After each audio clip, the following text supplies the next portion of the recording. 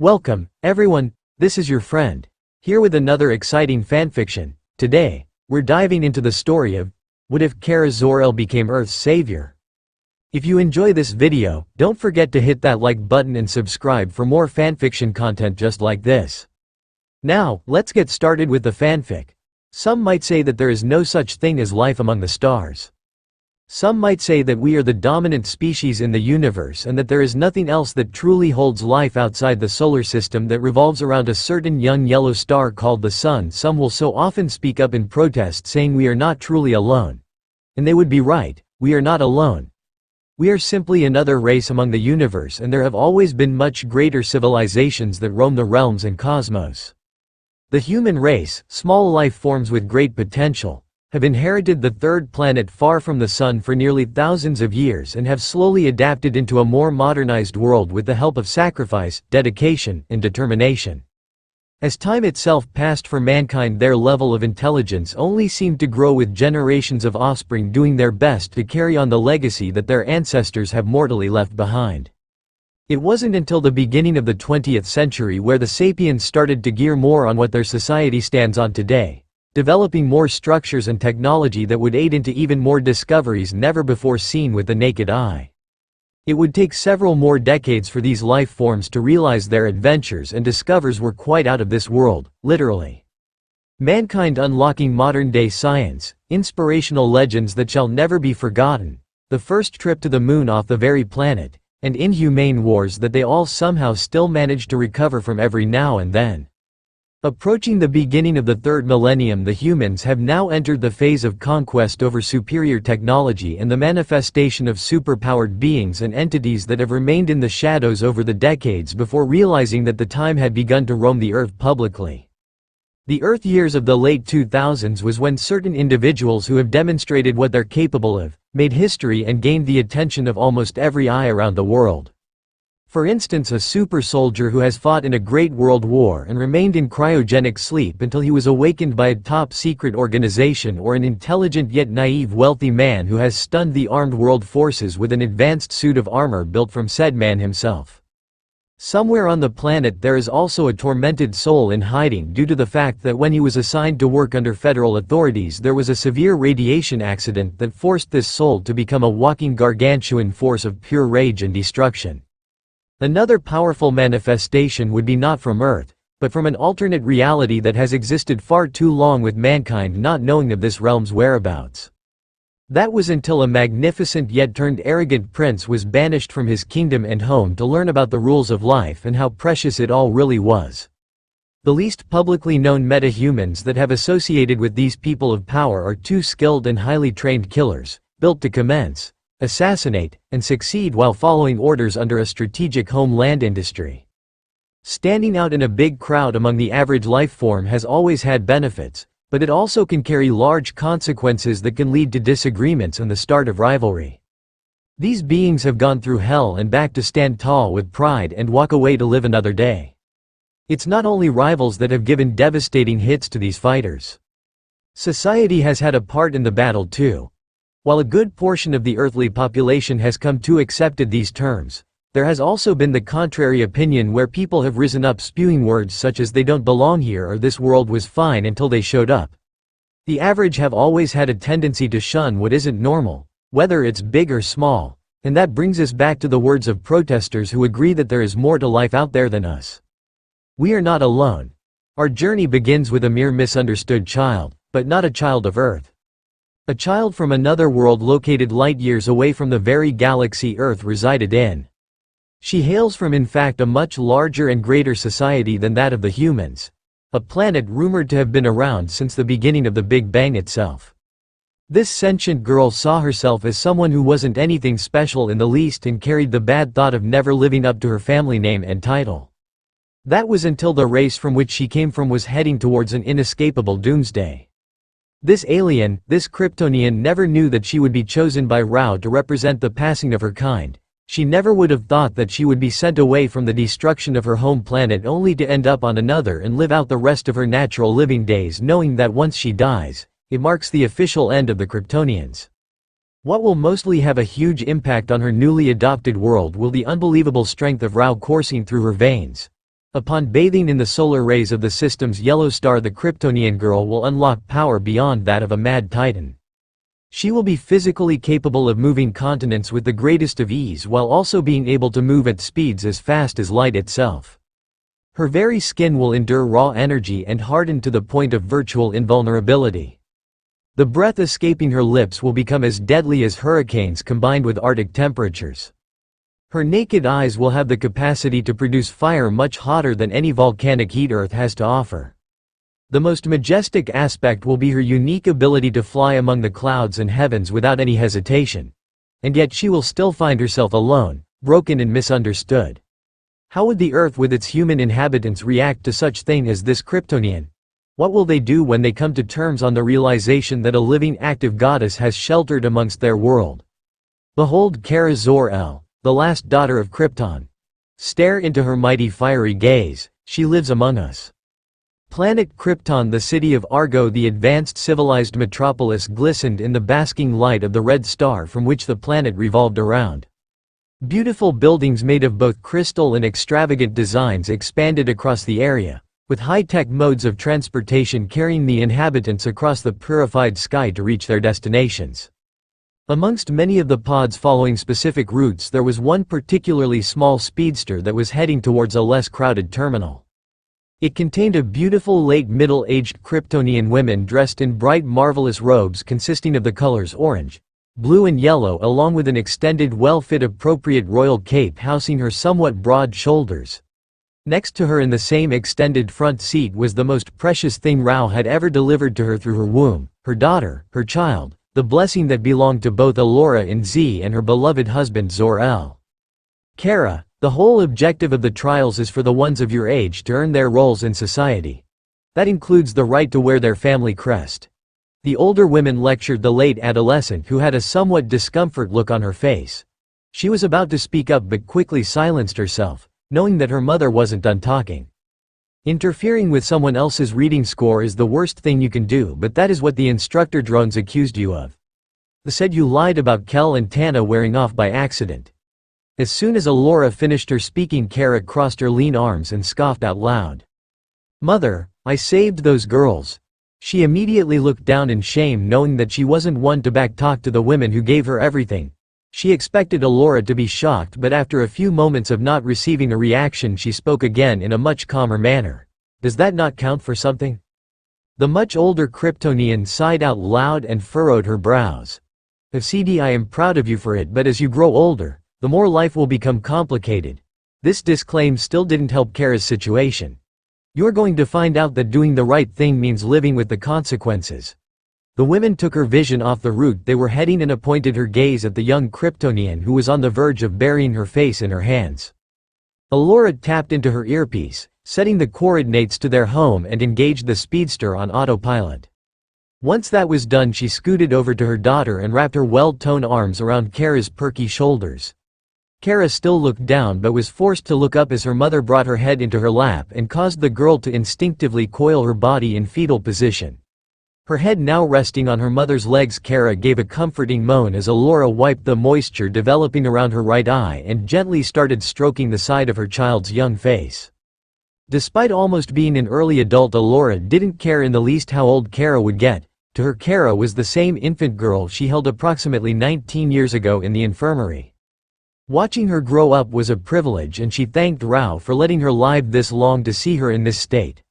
Her facial appearance was of that similar to hers. Wool-cut proper blonde hair grazed the scalp of Kara.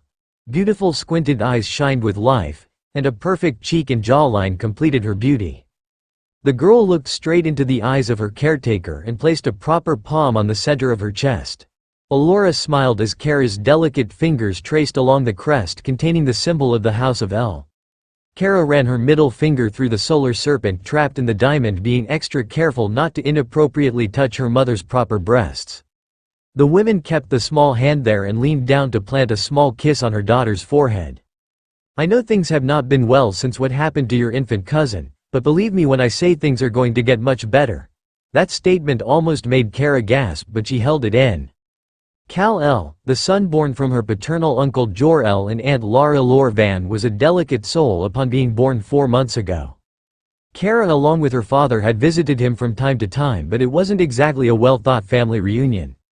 In his short time of living, Cal had been born with severe breathing problems which later led to unknown sicknesses plaguing the infant's poor immune system. Zor-El was desperate to find a specific cure for his child and grew incredibly frustrated upon realizing the Kryptonian race possessed extraordinary technology but still could not develop some sort of antidote. Receiving aid from the doctors and drones that were superior to Jor's knowledge in the medical field wasn't much of a big help either. They confirmed that Kal-El's badly developed young body could not fight back what was destroying him.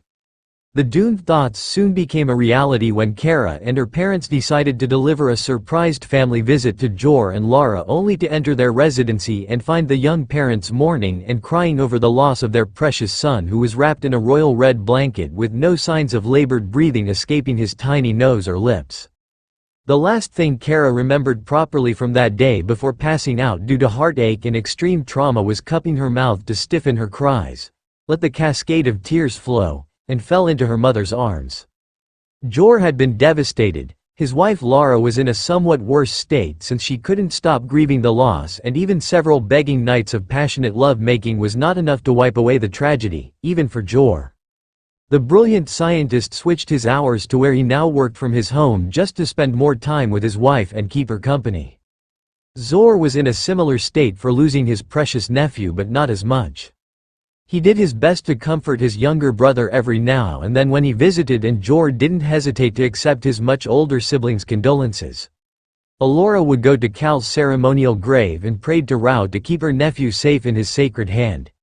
It had been 3 weeks since the passing of Kal-El, and since then Kara had been doing her best to try to move past it, and although her side of the family was succeeding, the other half however wasn't. Kara regained her train of thought and continued to admire the family crest Alora kept proudly upon her breasts and chest. The older women abandoned the sad previous topic and focused back to what Kara was doing. "Fear not, my dear, you will one day wear this symbol and bring pride and joy not only to our family, but to our very race." Alora's motivational words were met by deaf ears as Kara shook her head in an unagreeable manner. This would not be the first time the proper scientist received a reaction like this from the beautiful girl that was her everything. "Mother, why must you always speak to me as if I am destined for great things?" Kara closed her eyes, not wanting to focus on the stern look the mature woman was giving, and instead tried to concentrate on the soft callous hand stroking the side of her face.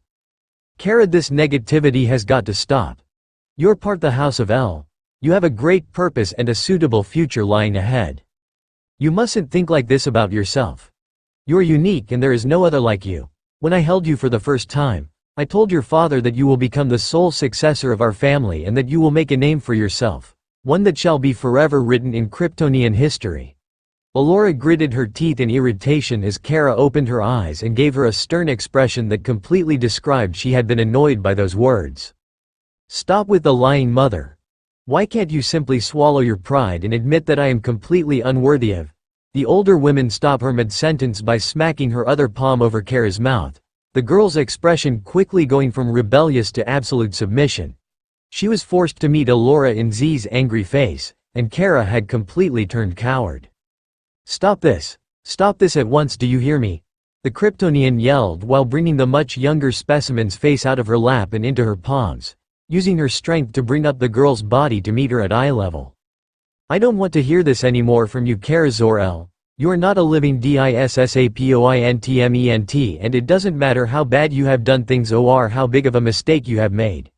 It's never ever going to change how much your father and I love you." That last sentence came out in a quivering yell, and Alora awaited from what was to come due to the fact on how much Kara's lips were shaking and eyes tightening.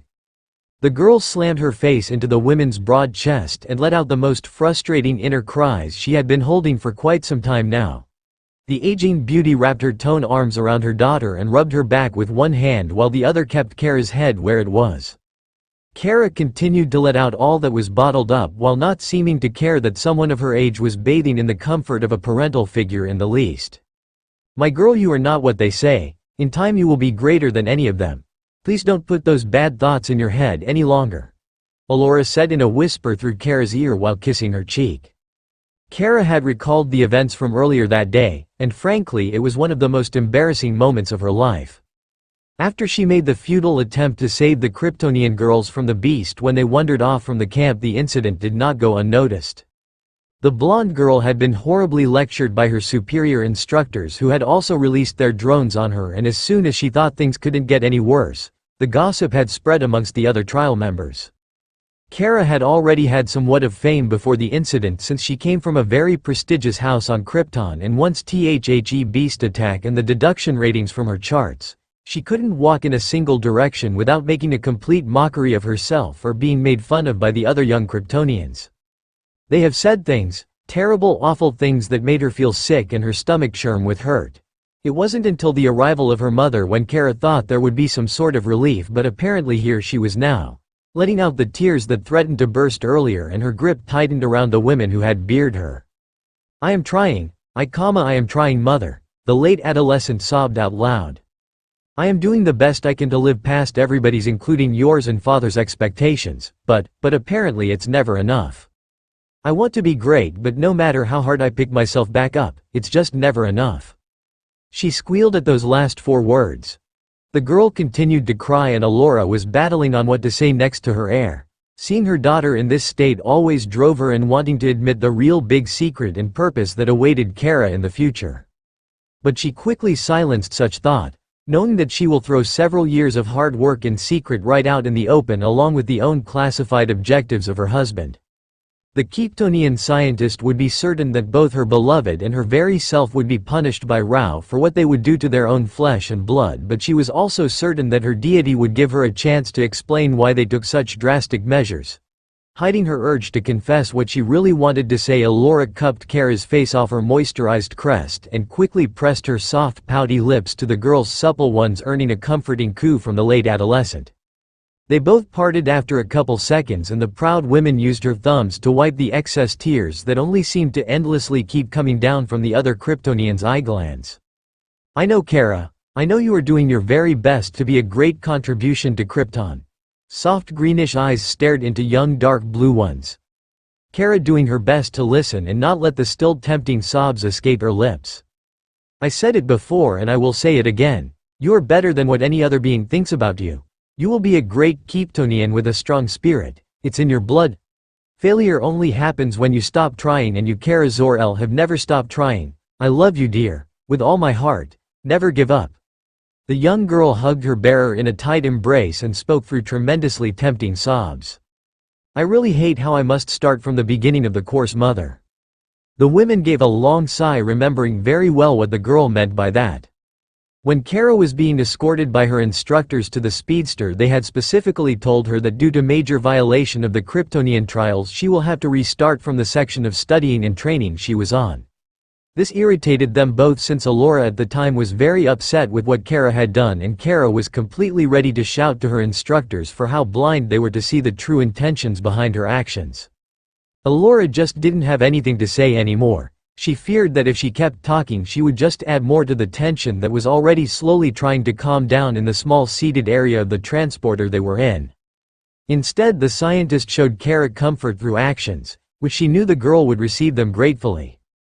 The women leaned forward to where their foreheads nearly touched and battered her long eyelashes against the adolescent's cheeks, quickly earning soft giggles from the heir to the House of El. The middle-aged mother loved doing this to the girl. This was one thing that Kara wouldn't let go from her childhood, because no matter how down she felt, eyelash brushes from her mother always brought out the cheeriness in her. Alora finished with a small peck to Kara's nose, and both were relieved when the speedster stopped, indicating that they had arrived to their residency where Zor-El was waiting for them.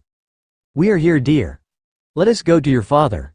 Kara's conscience quickly tensed once again, but hid it behind a smile and pulled herself off Alora's lap that she had been sitting on, while also letting out the sniffles from her nose and wiping tears that were still dripping around her chin but no longer coming down from her eyes thanks to her mother's somewhat spirit-lifting technique. As soon as the women powered down the family airship, the two then followed the little performance they always played whenever they got home in the past. Kara balanced herself on the stair platform to enter the vehicle and did a side jump, with the conclusion of landing perfectly on her platforms. She took a couple steps back and watched as her caretaker stood on the platform and balanced on her boot-covered toes while spreading her arms out to the sides, almost looking like a magnificent cosmic angel in Kara's eyes. Allura leapt high off the platform and performed an amazing array of acrobatic spins and landed on her feet with her long royal cape fluttering around her broad body. Impressive as always, 49 years of living and you are still agile as you are, elegant mother.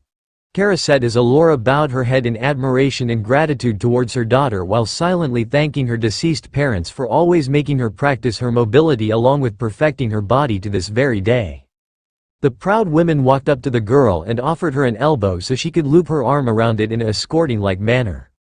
After adjusting the collar on her royal blue training suit that was made up of compressed Kryptonian nanocrystals, Kara and Allura left the area where they parked the speedster and entered a long narrow hall that shined with white light along with hologram portraits of members of the House of El who have moved on to the next life with Rao. They approached the end, which was a massive gray-colored half-split door that was in the shape of a diamond with the family crest stretching across. "I cannot believe this, I simply cannot believe this," said a tall, proper figure in the dark-limed room of his research quarters. He stood with his shoulders shrugged over a small holopad that was stretched across the table. The Kryptonian that was Zor-El had a sadly grim look upon his face. He wore a long Kryptonian red overcoat with a silver neck brace indicating that he ranked high in the Guild of Science. His facial appearance was quite handsome for someone who was 52 years of age. Nice proper cut sandy blonde hair was combed back all around his scalp along with bushy sideburns of the same color that trailed down his hard firm jawlines that ended around his dimpled chin. He was talking to a moving image of his brother Zor-El whose entire upper torso could be seen through the holopad.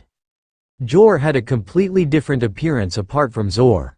He had a much younger face being a fact since he was only 27 years old and he wore similar clothing to what Zor was wearing with the exception of the long overcoat being a cerulean blue rather than red. The fabrics around his pectorals were open, revealing the all too familiar solar serpent locked within the diamond triangle.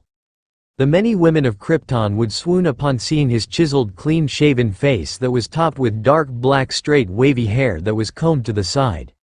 The only thing that stood out like a star within a dark abyss was the incredibly dark circles that were under his eyes and they were nearly at the point of being swollen. "It is unbelievable to me as well, Zor, but the results have been tested many times by you and me already," Zor said while slightly bowing his head. "I thought for certain we would still have another week left," the older sibling replied with a slight worry and panic in his voice. He was struggling to maintain his posture but due to years of going through surprising things in his life, Zor managed to quickly revert back to his stern but calm look. "This one, damnation Zor. I suggest you place your last potential plan in motion." There was a faint pause as Zor let out a devastating sigh, clearly not expecting such a thing for his brother to say. "Zor, you know very well that your wife is on your side with this plan. This isn't right in the eyes of Rao, but it must be done to ensure the survival of our very race. We have tried everything we could, brother, and it is clearly obvious that those plans have failed miserably." Zor could only nod in understanding. "I'm sorry, Zor, I really am. You know well that if my methods in preserving Argo City worked I would have brought you, along with Lara with us." Zor's brows furrowed and gave a brief nod of his head. "If it wasn't for the foiling and interference of the council, why must they be so stubborn?" The youngest one of the two finished with the rhetorical question. Zor was about to say a remark when the communicator on his wrist gave a high-pitched chirp indicating that his wife and daughter have arrived. Zor must have heard it through the holo because he concluding their conversation with a farewell. "Go brother, attend to your family, they need you. Cherish your last few days with them." The eldest of the two smiled and slightly leaned forward. "Be at peace brother, for the next time we speak, it will most likely be our last." That being said, Zor-El turned off the holopad and quickly made his way out of his quarters and into the living establishment of the residency, waiting to greet the two most important beings in his life. Allura and Kara placed their palms on the scanning detector next to the wall and after a moment of confirmed techno chirps the door split open revealing the very man that had been waiting for them at the last few seconds. Zor stood tall and proud with his hands behind his back and a serious look upon his face. This made Kara slightly uncomfortable. Just as she predicted, her father must have received the news via holopad or wrist communicator of what had happened during the trials. She could only hope that her father didn't believe the twisted words of the instructors, but she was ready to face whatever consequence that lied ahead due to having to restart her courses with deducted points. The burden came off her shoulders as he extended his arms out to greet her, his stern lips curving upwards into a smile. Kara felt a hand behind her back and quickly looked up to see Elora gesturing with her head to go to the person in front of them. Kara entered the residency and hugged the aging man, burying her face in the crook of his coat. She felt warm, callous hands wrap around her body and gently stroke her back. "Father," she whispered into his overcoat.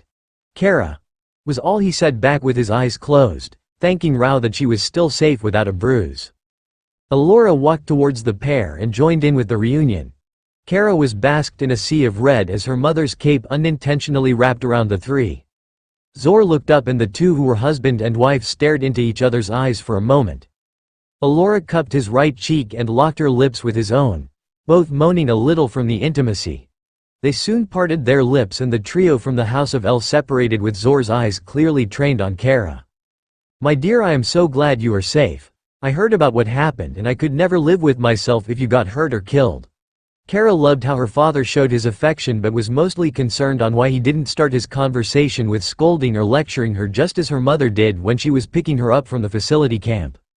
"Thank you, father, but as you know I have unintentionally violated the rules of the trials and must repeat my courses which have set me back greatly." Her father's expression didn't change and he placed a calm palm on her shoulder. "None of it will matter pretty soon, Kara. None of it will matter pretty soon," Zor said to himself in his mind where no one heard him.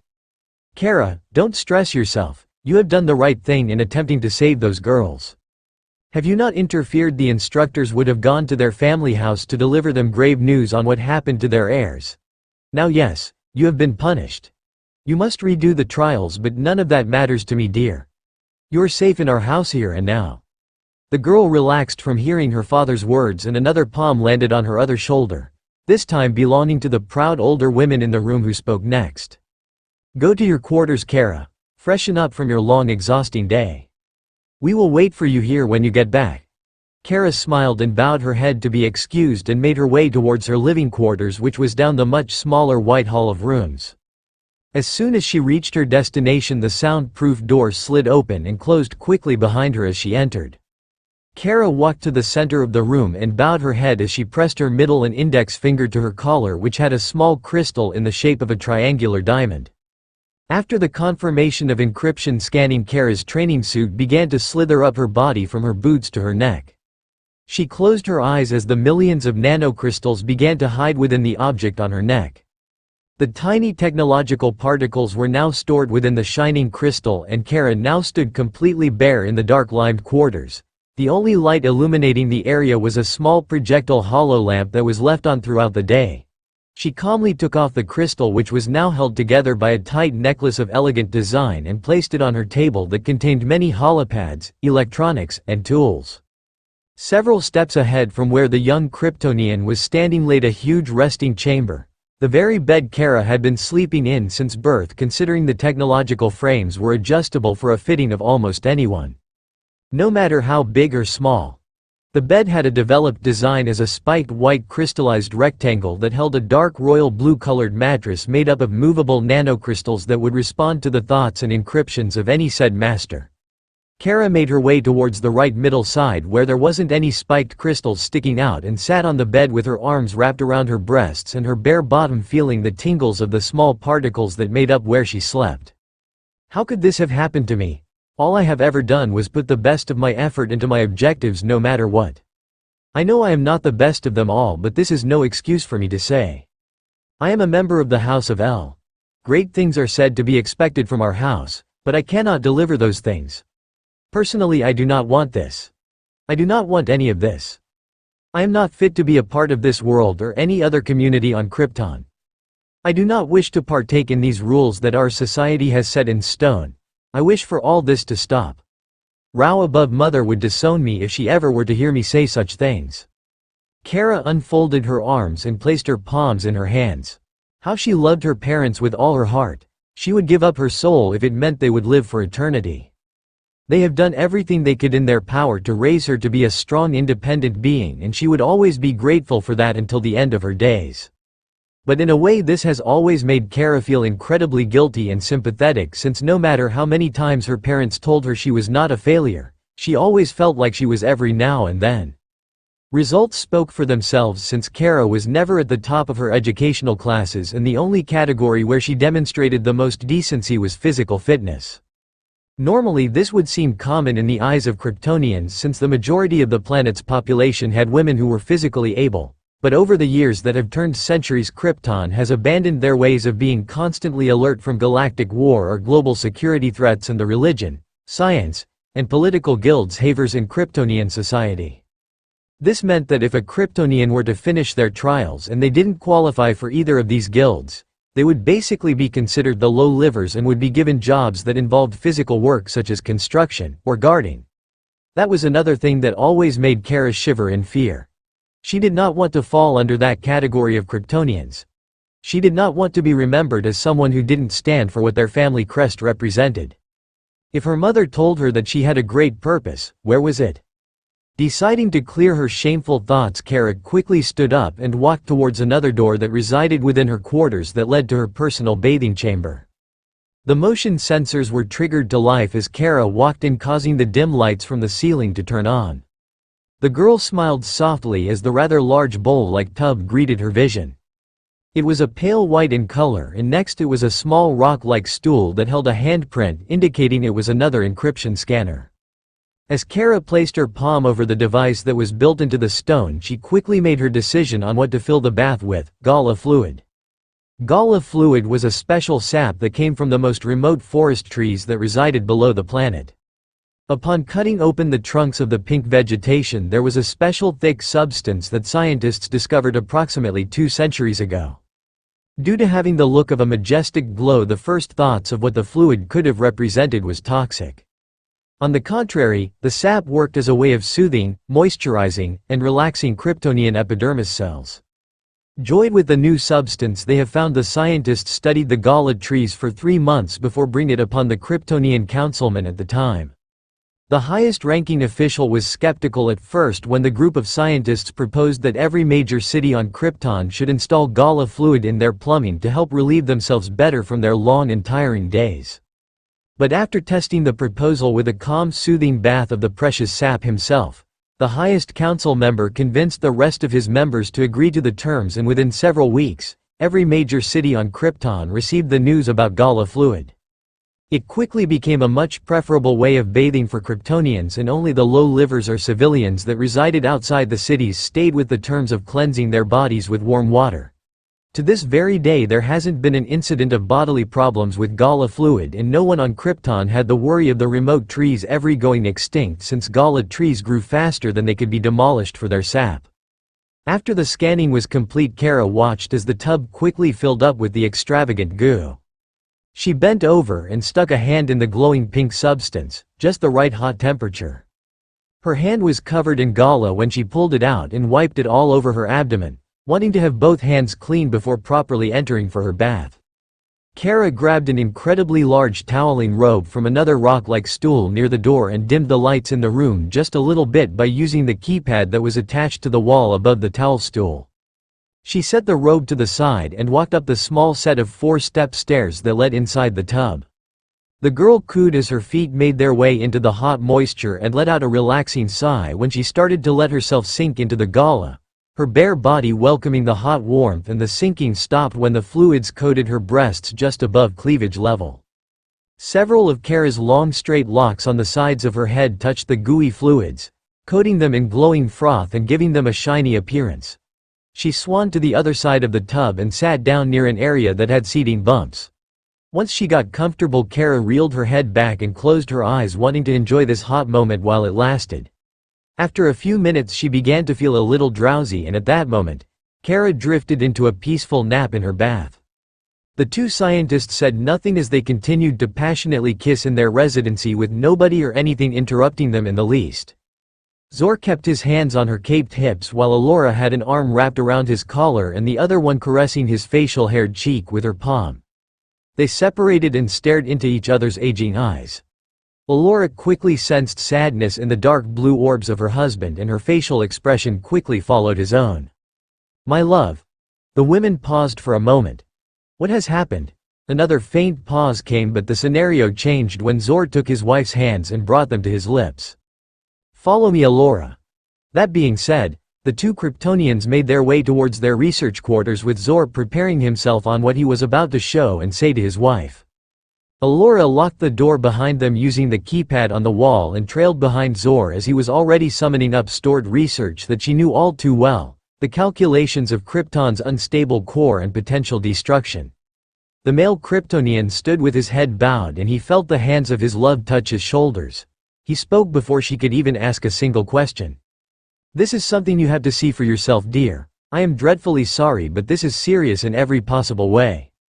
Zor stepped aside for Allura and the women placed her palms on the holopad and studied more closely on what she was looking at. Just as she thought, several documents that were shown were precise calculations on the unstable core of the very planet they were living on, in which Allura understood loud and clear. After all, she along with Zor and Jor helped discover the potential doomsday of Krypton. After several minutes of continuous reading, Allura noticed several changes during the last few tests on when the planet would erupt and be no more, changes that she instantly didn't like. The tests were different from what she has seen, and it didn't take long for the scientist to figure out that these new results were calculated the day before. Her eyes widened once she switched to the last file and gasped on what the final verdict said.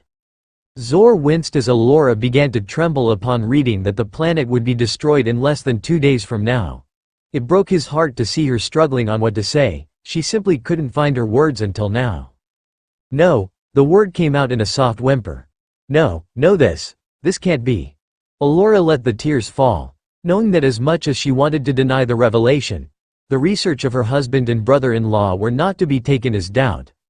Zor tried to bring Allura into a hug but took a step back as the proud mother fell to knees and yelled at the top of her lungs, not caring in the least to attract attention since the walls were completely soundproof. "NNNNO." She dug her nails into her calves while wailing loudly. Having enough of seeing his wife in this state, Zor fell down to her level and was taken by surprise when the howling woman threw herself into his arms, the tears cascading down her cheeks, and for a moment she felt like as if the life was completely draining out of her body. Allura was in a true state of shock. She gritted her teeth in sadness and anger. Zor was doing his best to shush into her ear, but even the much more stoic scientist was struggling to maintain his emotions at this point. I knew this day would come," she spoke through the sobs. "But I thought we were certain that we would at least have another week left." The déjà vu hit Zor's crest faster than he could blink his aged eyes. "I thought so too, darling, I thought so too," he was then interrupted rather harshly. "You know very well what this means, Zor. You know what this means for Kara." Zor brought her face to meet his and kissed her plump lips rather quickly before parting. "Of course I do, Allura. Kara's destiny will commence sooner than X when I say that I would prefer to end my life here at this very moment than having to see a beautiful wife join her husband in plan that she didn't want to undergo, but had to do it for the greater good." The woman's lower lip quivered when she saw the 2 tears officially streaming down the cheeks of her proud soulmate. Their plan flashed simultaneously before them. The last objective they had no other choice but to execute due to the fact that others' measures that were taken in the past have failed. For the past several years, Zor, along with his brother and wife, have studied the tremendous seismic tremors that have been striking the planet every few other months. Further investigation led to the hypothesis that something was terribly wrong with Krypton's running mantle, but upon looking at the details more closely through their technology, the problem came from the center inner core. It was indeed becoming unstable due to centuries and ions of massive radiation development. The three didn't want to make quick assumptions on what this meant, but after countless hours of studying the core along with demonstrating these results to their colleagues in the Science Guild, there was no doubt that Krypton, one of the most ancient civilizations in the universe, was on the verge of self-destruction. Allura among the group suggested that they take this news to the council, to warn them on what could potentially happen to the Kryptonian race if they didn't take drastic measures immediately. Zor and Jor were hesitant at first but soon decided it was worth an attempt that was not so promising to aggregable terms. The Grand Kryptonian Council were known as the world leaders who have always managed to succeed in the solving of Krypton's problems that either involved politics, troubled laws, territorial issues, galactic representation, criminal activity, and leadership positions of the Army and Armada fleet. The council was indeed praised for their wise and intellectual minds, but just like all good things, it had to come to an end. The members who have ascended from the predecessors have forgotten what being a councilman or women truly stood for. They have become arrogant, self-centered, greedy, and occasionally discriminated whoever disagreed with them and could make their lives a living nightmare. When Zor, and Elora came to them with the news of Krypton's potential fate, they immediately became skeptical among other things. The council, however, gave their theory a chance and handpicked their best and most loyal scientists to review what the three have stated in saved files within portable nanocrystals.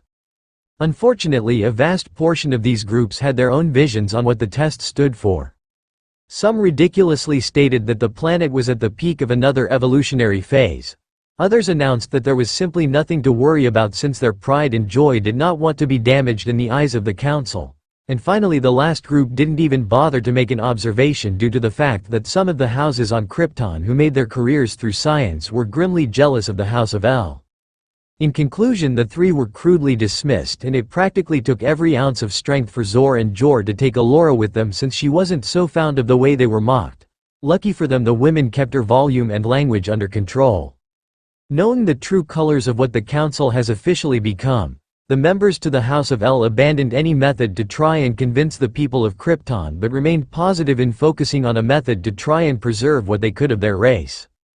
After some rather logical discussions with his wife, Zor began to work on a highly illegal project that would most likely end up rendering his wife and himself in prison for a life sentence. He was planning to install a genetically altered force field around the city of Argo without the consent of any official or leadership authorities. That way, when the time came, it would levitate the entire landmass out of the ground into space. This way they wouldn't partake in the destruction of the planet, and a good population of millions of Kryptonians would have been saved from doom. It seems simple. Initiate, commence, and execute. Elora and Zor would work long hours in their residency when Kara was away doing her educational courses. They would work and test on prototype field generators, and once their work was completed, they would head out after sunset to install a total 10 of said generators around the perimeter of Argo near the city limits. All hope for preserving the great metropolis went deep into the ground when the authorities showed up to arrest the married scientists. Elora and Zor were more confused than shocked when they were taken away. Everything seemed to be going well until that point. How was it possible for them to be exposed already when there seemed to be no problem when they installed the first few field generators in the first place? Their questions were soon answered when they were taken to the council to discuss what they've done. The once great world leaders have found out about force field due to the fact that they have sent well-paid public eye spies to investigate the disturbances outside the city. When the technology was traced back to Zor-El, it didn't take long for the council to put 1 and 2 together. Zor cursed himself due to his foolishness. What he and with the help of his wife did was highly risky, but he didn't expect for the fields to be discovered so quickly. He thought they wouldn't notice until it was too late. It all came together when the leaders announced who the spies were. They were indeed fact their colleagues from the Science Guild. How betrayed he and his wife felt that day. The scientists were told harshly by the council that they must cease this blabber of the planet facing damnation, or else they would be punished greatly for their insolence. Fortunately for them, Zor and Elora didn't have to face grave punishment due to the fact that the council knew the prestigious house the married couple hailed from. The House of El had a long history of always assisting the past members of the world leaders other than just great achievement through science. They were left off with a warning, but they were told if any of this continued further, a nightmare would replace the lives they were currently having. Zor-El received the news on what had happened, and he thanked Rao greatly for hearing that the charges have been dropped against his brother and sister-in-law. Zor also thanked the Kryptonian deity due to the fact that the news never reached Kara's ears while she was away. It was all kept a secret. Despite the dire consequence they nearly faced, Zor, Jor, and Elora's determination didn't seem to be phased at all. With only months left of preparation for the planet's self-destruction, the family initiated the next phase of what they should do. They would secretly plan to send their heirs off the planet to perhaps a much different civilization where they could live out as possible the last Kryptonian survivors. During this time, a pregnant Lara was told by a certain husband of hers that Krypton's core was becoming highly unstable for the inhabitants to live on. She had dozens of puzzled questions, but they were all answered when Jor explained to her the entire story from the discovery of the planet's fate, to the trial arrest of Elora and Zor. Lara quickly knew where this was going and she didn't even dare think about sacrificing her own child for the sake of the race's survival. The young women begged Zor that they all must leave together as a family, but the scientist stated otherwise. He told Lara that they, along with Alora and Zor, were just as much as failed products on what Krypton has become, and that only their offspring had the potentiality to make a difference out among the stars. Lara had been heavily distressed from the sudden realization but decided that if there really was no other option, she will help achieve what must be done. When the 4MFL discussed one lonely night at the Science Guild on how the plan would lead out, a burden was lifted off the younger women's shoulders when Alora and Zor admitted they would calmly sedate Kara and place her, along with the soon-to-be-born infant Cal, in a rogue Armada fleet ship and send them off to Xandar, the capital world of the Nova Empire that resided on the other side of the Andromeda Galaxy. It was a rather peaceful utopia that had many people from different races living amongst each other, along with a freshly developed red giant that the planet orbited around, but due to the extreme temperatures, the races worked together to develop a solar shield around the world that blocked the deep dark colors of the star and would only allow the certain amount of solar energy to enter the atmosphere to provide nourishment. There Kara would focus on her top priority to nurture, protect, and raise her cousin. Rao on the other hand had different plans for the infant, and Kal-El ascended to the cosmic heavens 4 months after leaving Lara Lorvan's womb. With nearly all hope sinking faster than the family could maintain their positivity, the last and final option was to send Kara Zor-El away from Krypton when the time came. Her parents, unknown to her, have branded a somewhat inescapable destiny onto their own flesh and blood. They didn't want to do this, and there was no good conscience at all coming from this plan. But there was no one in the world that they loved more than their own daughter. "Come, darling." He lifted them both off the ground to stand up straight. "We must prepare to record our final farewells before." Alora made her way out of his arms and rushed to the exit door of the research quarters. She stopped just before she made her leave and turned her head around to face him, the sadness still radiant in her soft greenish eyes. "Not now, Zor." She paused to sterilize her sobs. "Right now, I must tend to our daughter. I must tend to Kara." Her husband immediately understood her intentions and told her proceed. Once Alora was gone, Zor turned around and cupped his face in his hand, officially letting the sobs out that he had been desperately holding in since the new discovery results. Alora marched down the hallway of rooms while wiping the tears completely away from her eyes. The proud mother was going to make sure she spent as much time with Kara as possible before sending her blessed offspring out into the cosmos. She stood in front of the all-too-familiar door that would lead to Kara's quarters and stepped inside the moment the sensors detected the head mistress of the residency. Alora calmed her storm when the room was quiet and dark, no sign of Kara anywhere.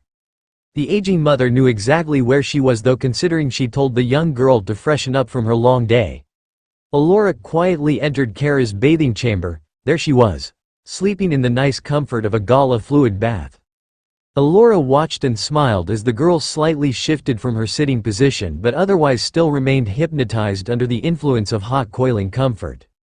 The woman wasted no time as she unclipped her marvelous red cape, the expensive fabric falling down her body like a heavy sheet. She undid her robes that covered her breasts and broad shoulders, being quite gentle not to let the yellow-colored family crest fall to the ground with a clang. Next came off the long obsidian boots that reached past her calves, along with the discarding of her black leggings made from unknown material. Completely exposed, Alora flexed her tense muscles smoothly. Her biceps, abdominals, legs, and outstretched calves hardening to the point where they had a chiseled appearance, and several pressurized purple veins could be seen along her forearms, along with a long jagged vein across her left bicep. The older Kryptonian removed her earpiece tiara and set it by her discarded robes next to a small stool. She was going to politely intrude Kara's relaxing bath. Alora walked quickly up the set of stairs, and just as she expected, her daughter began to stir from the slight heavy patters. The scientist moaned as she sank into the gala toes first, followed by beautiful legs, thin waist, and proper breasts. This was enough to make Kara move her head from side to side in discomfort, but didn't make an attempt to open her eyes yet. It wasn't until the goo she was sitting in began to move in currents all around her and the girl was awoken from her inner peace and nearly yelped upon seeing her bearer floating towards her in all her beautiful aging glory. "Mother!" A pair of coatless fingers were pressed to her lips. "Shush, do not speak." Allura whispered in a melodic tone. Kara muffled slightly but silenced herself upon the order. "Come here, my beautiful flower." Kara was stiff when her mother moved around her and lifted her body from where she was sitting so the older women could take her place. The young Kryptonian found herself now sitting in the lap of her bearer with her back turned towards her. Kara tensed when she felt enormous breasts press into her back, but she hid her emotions when her mother only seemed to be bringing her in tighter by the second with her strong arms. "Relax, breath, and calm your storm as you have done before." Allura dipped her arms beneath the extravagant goo to which she wrapped her left bicep along Kara's collar while the other circled around her tight stomach, the tips of the women's much longer hair falling into the thick liquid and adding a shining translucent effect to them. Kara didn't know what was going on, but she found herself now lost in the comforting affections of the scientist as always. She let out little squeals of satisfaction as she felt her stomach being rubbed by a gooey palm counterclockwise. Allura placed her chin on Kara's left shoulder and hummed several soothing tunes into her ear before whispering, "I love you so much." Kara listened carefully. "My infant, my child, my beloved sprout. How you have grown throughout the years."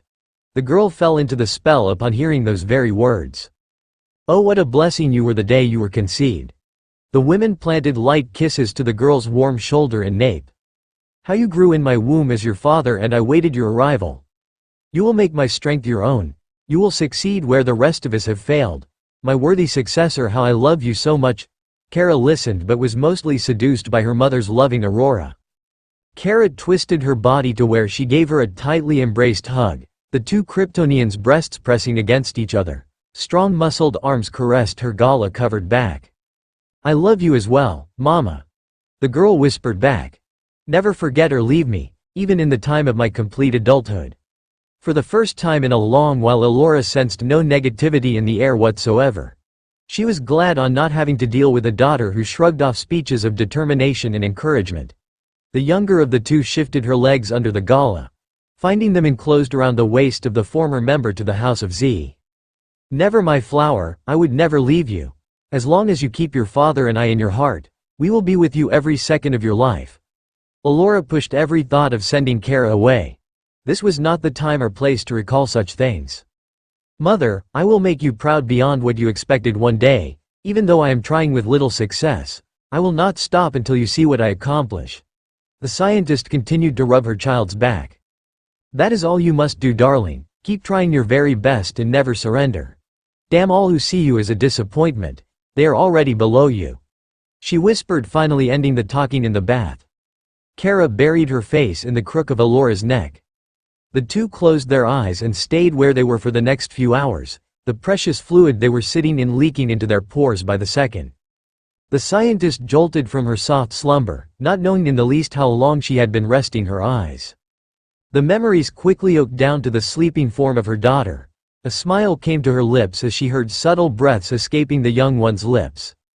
Allura stared up ahead and read the solar time off the keypad next to the door. They had been here for 2 whole hours and sunset had long since passed over the city of Argo. Despite how Allura wanted to stay where she was holding Kara for the next few days, she knew that that wasn't going to happen. "Kara." She patted the side of the girl's face with a frothed hand. "Kara, wake up. Open your eyes, darling." Kara felt herself coming out of her drowsy state but almost lost the battle due to the hot fluids she was bathing in. After several more calm wet pats to the face, Kara opened her eyes and kept them that way, a small yawn escaping her lips as she rubbed Gala all over neck with a palm that was under the goo. "How long?" The girl let out a much longer yawn. "How long have we been asleep, mother?" The older women grasped the tender shoulders of Kara, slowly rubbing them with Gala. "Nearly 2 hours, Kara. The sun has long set over the horizon by now." The scientist's daughter raised her eyebrows in shock, but she didn't get a chance to utter a word. "It matters not, however," Allura said as she now rubbed her thumbs against Kara's proper jaws. "What matters is how you feel. Or relaxed. Do you feel much better?" The young Kryptonian tilted her neck back as she felt strong sticky fingers scrape the hairs on the back of her neck. "Yes, much better indeed, mother, thanks to your welcoming." Allura pressed her lips against Kara's exposed neck before playfully pushing her away and causing the girl to yelp as her whole body went under the glowing substance that filled the bath. Not a trace of Kara could be seen from the moving currents in the Gala. Alora didn't get the chance to laugh as a pair of hands gripped her calves under the bath and pulled her down from above the surface, the women's much longer hair caking together and joining the rest of her under the glowing abyss. The two Kryptonians tackled one another as best they could under the thick glowing goo that was hard to see in. Alora finally touched what was Kara's waist and quickly wrapped her perfected arms around it, causing the girl to squirm without any success on escaping. They both breached the surface of the tub and their matted hair went in all directions as Kara was still being lifted into the air by Alora.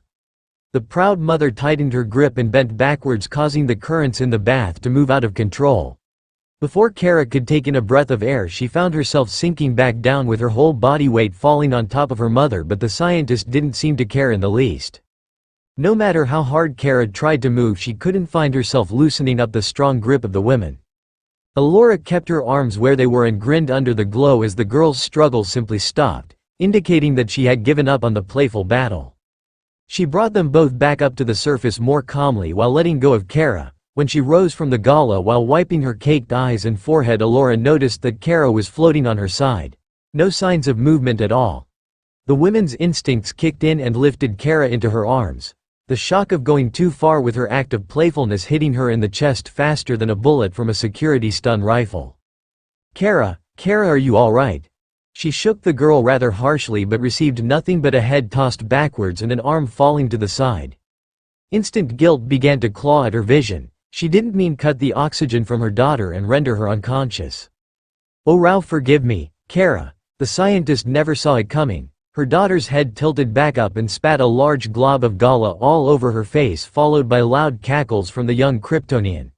The laughing didn't stop and Alora suddenly realized she had been tricked. "Oh mother." She laughed while wiping her nose, eyes, and lips. "You honestly fell for that?" Alora was stunned for several seconds but soon found herself closing her eyes and laughing along with Kara, being practically proud that the girl had been enjoying herself all along. "I will admit, you had me worried for a moment, Kara." She nuzzled her frothed face on the side of her air. "But that was however a good trick you managed to pull off." Kara slipped out of her arms to stand properly on her two legs. She gave her bearer a comforting hug in which she returned without a doubt. "Thank you mother, thank you so much. I haven't had this much relaxation in months." Their glowing bodies shifted in the bath, being careful not to slip. "Anything for you darling." She planted a kiss to Kara's gooey cheek. "But I do think it's best for us to finish up here. We have after all been here for quite some time." The girl nodded and they both sank back down with Kara swimming away from her mother with her back turned.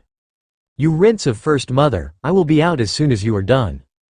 Alora quickly climbed out of the tub and took the toweling robe Kara had set next to the bath. The robe was built with advanced technology among other things on Krypton. The special fabric was constructed of the finest clothing materials on the market along with special nanocrystals that would absorb excess amounts of gala off a Kryptonian's body but would leave just enough traces for the sap to completely dry and sink into their skin. Hair and scalp, however, would take longer to dry off than the body. Kara kept her back turned the entire time as Alora rinsed herself of the glorious fluids. The women collected her clothing robes off the chamber floor and placed another towel for Kara to take once it was her turn to leave the bath. Kara heard the door open for her mother to leave and the room became extremely quiet as it was hours ago. "Mother, father, you are the only ones who truly understand me. The only ones who have ever bothered to look past what people expect. I cannot live without you both. You have given me everything. You're the reason I keep pushing myself in this world. I am honored to be called your successor, but I still have my doubts." Zor sat quietly on the furniture of the living quarters. The aging man had his mind clear for the past few hours after letting out the sadness he had bottled up for so long. He heard footsteps coming from down the hall on the other side of the residency and raised his head slightly to see who was coming. His wife Alora came walking towards his direction while adjusting her cape and the polished yellow crest she had adopted from the superior house of El. His posture resumed from earlier but quickly changed when a soft callous hand pressed against his concealed crest behind his coat. Alora slightly pushed him back to where he was now resting on the furniture with his wife snuggling up against his body and bringing her giant robe over them slightly. "How is she?" he asked while bringing his right arm around her. "She is all right darling, she will come any minute now," was the women's response. I am sorry if I did not agree from earlier, Zor, but we should take this time be with Kara. We could always do that later. Zor's arm began to stroke Alora's shoulder. And right, you are my love, he said while letting out a long sigh as his soulmate opened his coat to reveal the family crest, which was a dark crimson red. She trailed her veiny fingers along the serpent and rested her head in the crook of his neck. The door from which Alora emerged from opened once again as Kara walked out of her quarters. She was wearing a beautiful set of lime green and white robes with large silver cuffs around her wrists. Behind her shoulders was a small white cape that trailed down to her mid-back and ending in a triangular pointed shape. The girl paced around the residency but found no sign of her parents. That was until she spotted them laying on the furniture in the living quarters. Her mother gestured with a hand for her to come closer. So she did, and Kara was now part of the snuggle group that were her parents. The atmosphere when a huge tremor shook not only their residency, but the whole building and several terminal blocks in the city as well. Zor had both arms around his wife and daughter as they held onto his coat rather tight. As soon as the quake stopped, all three let out heavy sighs of relief. Since these seismic tremors have been going on for several years, the people of Krypton have grown accustomed to these natural occurrences, mostly because they didn't cause any property damage and they only lasted 10 seconds to a maximum of 1 minute. But over the last few months the shakes have become more violent and the citizens have started taking measures of precaution. When will they ever stop? Kara asked rhetorically as she buried her face in her father's coat. Alora stretched her hand across her husband's chest and stroked Kara's perfectly clean hair while she sang several soothing hums through her closed plump lips. Zor had to admit, his wife's beautiful voice was even calming him down. He remembered how she even put him to sleep once or twice in the past when he was beyond exhausted and laid in their sleeping chamber completely sore from overworking at the Science Guild. The scientist's mind changed back to the topic they were discussing before Kara joined them on the furniture. A smile and an idea had come up. Kara. He patted his living breathing seed's golden hair and she arched her head up from her previous position, giving him her full attention. I have decided that you will stay here with us tomorrow. Alora smiled upon hearing what her husband said, but such reaction was not the same from her daughter. Kara gasped with her mouth agape and thin eyebrows raised. Father, I mustn't. My trials, my courses, I cannot abandon my responsibilities. Her chin was cupped by her mother, who was giving her an understanding look. Mother, you have said it yourself. That by doing the right thing means that I must still live with the consequences. The women nodded to the girl, but that still didn't change the tone in the atmosphere. I know what I have said, dear, and I'm proud that you hold your head high and face your punishment, but you mind your father. The women looked into the eyes of her lover. He wants you here with us. Kara blushed as her parents nuzzled each other's faces. In the end, the girl laid her head back down on her father's chest, not bothering to argue or protest anymore, especially if she was being told to stay by her own father. The one person she wouldn't even dream of disobeying. Still, at this rate she will definitely fall behind on the trials. But deep down Kara was relieved that she didn't have to go back tomorrow. Today had been an overwhelming, exhausting day. Before Kara was tempted to trail her fingers across her father's crest, he spoke up after the brief snog he had with his wife, which caused her instinctively raise her head in attention once again.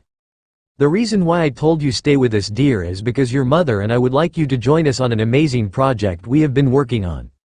Alora knew what he was talking about but kept silence as Kara's eyes widened in anticipation. Really, father? The aging man nodded his head in agreement. Absolutely, dear. You deserve a getaway from all your struggles that you have been enduring. Tomorrow morning meet us in our research quarters. You are going to like what we have in store. Wouldn't you agree, darling? He finished while asking Alora. Yes, was the woman's reply with a loving smile.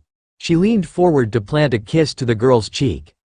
I look forward to it as much as you both.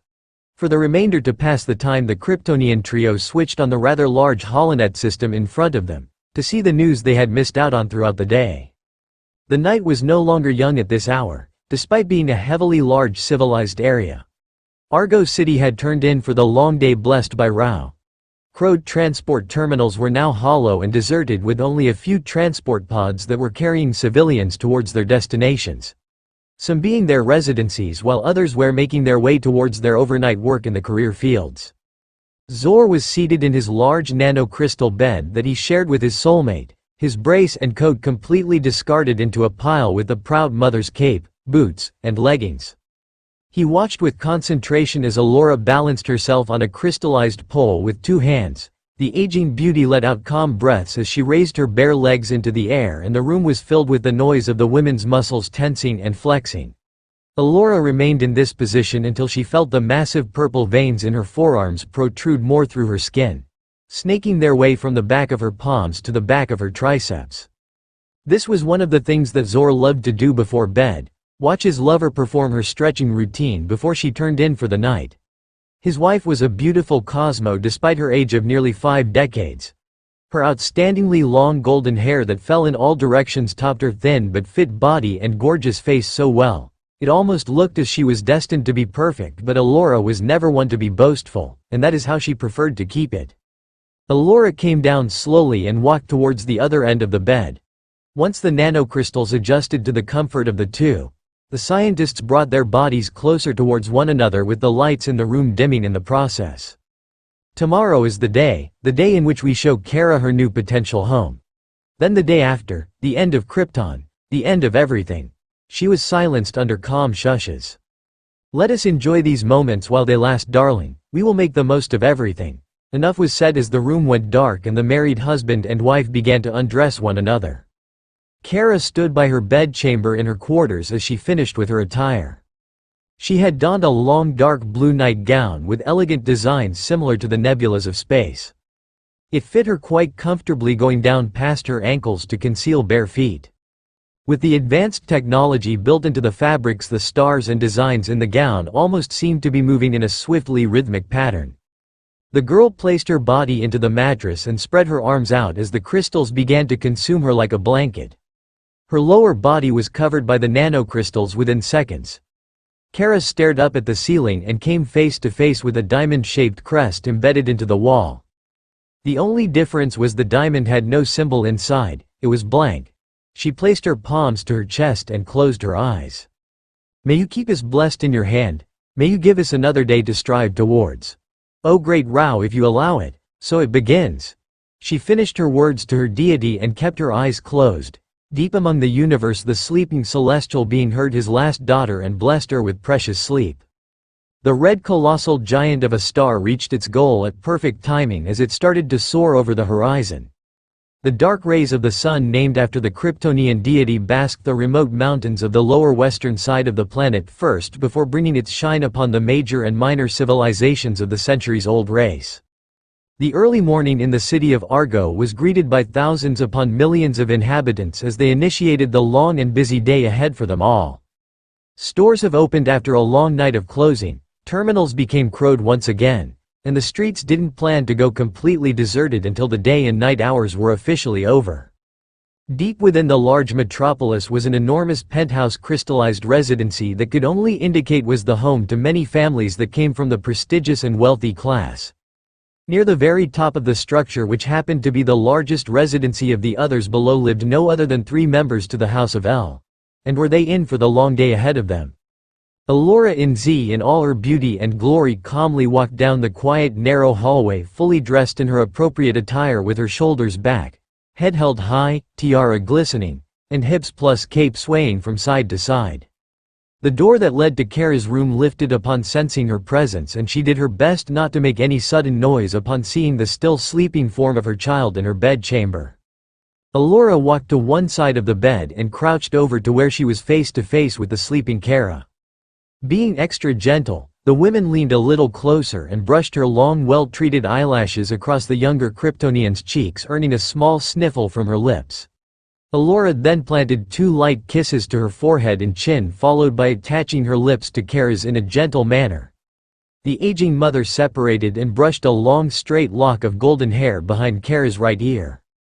Good morning, my beloved sprout. May you be blessed throughout the day and keep your mind calm with beautiful thoughts. That being said, the scientist left the room the same way she came in, becoming eager to meet up with Kara, considering the girl would be awake soon in approximately 2 more hours. The nanocrystals that made up Kara's bed vibrated rather loudly beneath her. The girl stiffened harshly as she felt jolting all over her nape and neck. After a couple of seconds of the same procedure, Kara's eyes opened wide as she propelled herself upright on her technological mattress, the moving bed coming to a halt upon completing its objective. The girl rubbed her eyes to remove all traces of sleep. She smiled upon remembering that she didn't have to return to the academy and she actually felt well rested, which was something she hadn't experienced in months. She was about to leave her bed chamber to stretch when she was all of a sudden lifted into the air from the huge tremor that erupted from the planet. She wasn't normally startled when they hit, but this time it was enough to make her yelp as nearly the entire building shook with raw power on the behalf of the tremor activity. If Kara listened closely, she would have been able to hear the loud screams of the people down below in the city streets. Kara couldn't have been any more relieved as the quake stopped a quick 5 seconds after it began. Normally she would move on and forget as if nothing ever happened, but curiosity was getting the best of her. Whenever Krypton went through a seismic tremor, it was normally small ones that would merely vibrate the environment. How was it possible for them to automatically become more violent after several years of minor shaking activity? Perhaps she will never know until years later. Getting her act together, the young Kryptonian disrobed herself from her sleeping gown and set her eyes on a long crystallized pole similar to the one her mother used for her daily stretches. Although she wasn't as nearly skilled in the arts of freestyle and running as Allura in Z, Kara took pride in her ability to be more freely and agile than the rest of the other trial members who depended and relied on their baton weapons. As she let out calm breaths during her balances, Kara's mind was soon filled with thoughts on what her parents would be showing her for the day. She only hoped that all of it would be worth it, considering her instructors were probably wondering where she was at this hour. Zor dismissed the third hollow message he had just received on his wrist communicator as he along with his wife stood in their dimmed research quarters side by side. They were waiting for their daughter to join them soon.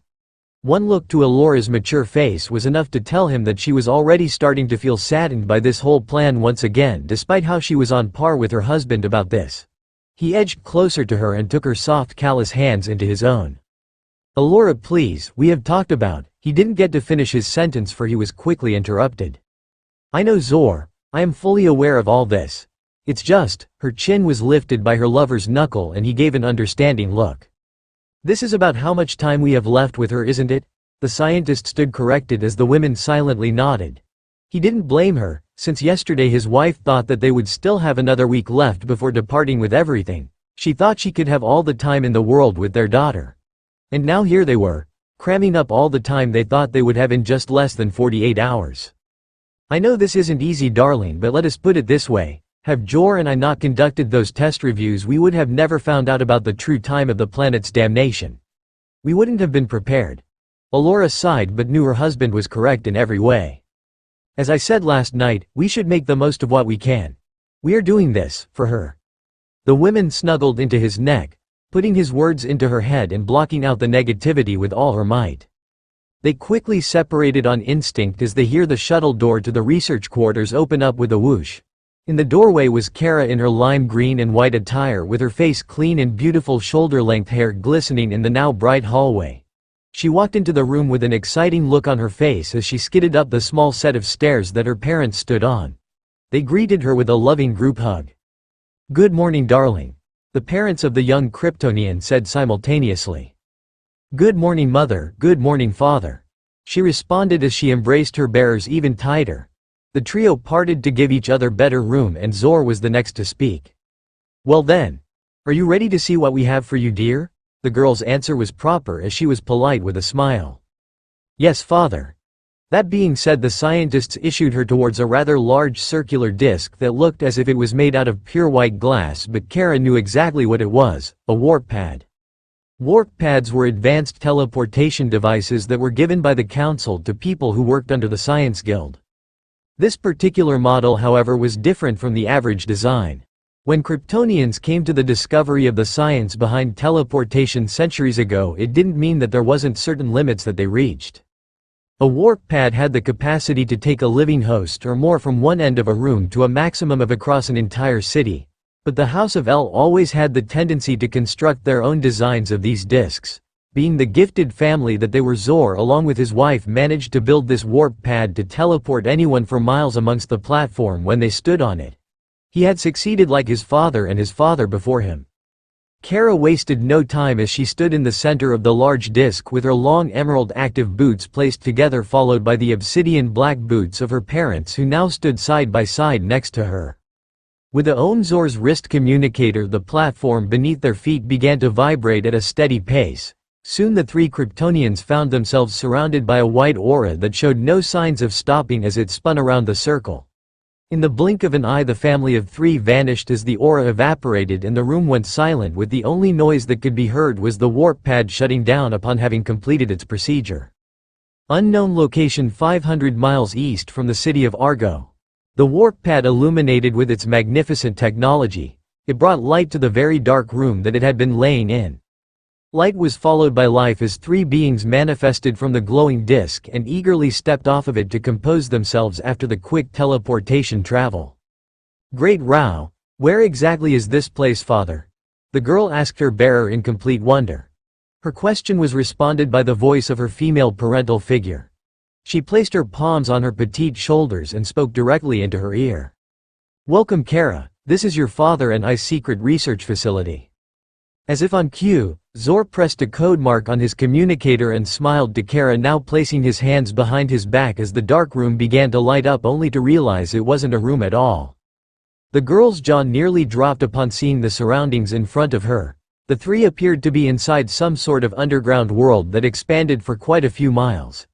The only thing that didn't make this place look remote was the huge dome-like walls that were made out of the metal used on Krypton, including the large blue lights that were built into them. "Mother, I don't understand." The hands on her shoulders tightened a little as the women let out a small chuckle. "What don't you understand, darling?" Kara continued to look ahead for a while before properly speaking next. "Why would you, along with father, work on projects and research in an openly huge place such as this?"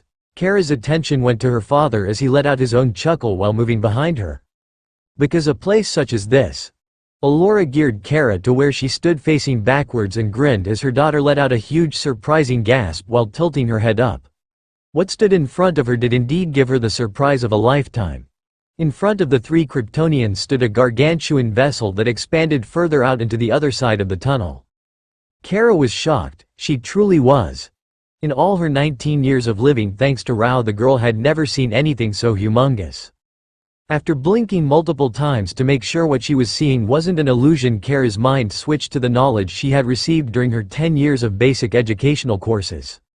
This large vessel was in fact an obsolete by two models Kryptonian Prime Armada fleet ship. She felt honored upon being able to see one for herself. She couldn't determine the length due to the fact that the ship expanded as far as her eye could see into the dome, but the estimated height that she could guess at the top of her head was at least 900 meters. The next and final thing that left her astonished was the design of the ship. Even though from her angle on not being able to see the entire thing, the ship was one of a kind, as it had the shape of two jagged spears that looked as if they were being held together by the engines, which she assumed were at the very back of the structure. Despite not being fond of obsidian, Kara thought the color suited the fleet ship fine, along with the royal blue streaks across the spears that were made from the crystals of Krypton. The rest of the vessel, however, obtained an armored appearance from Kryptonian metal, which happened to have a natural color of obsidian. "Is mere storage for something much, much greater." He finished his sentence with pride in his voice.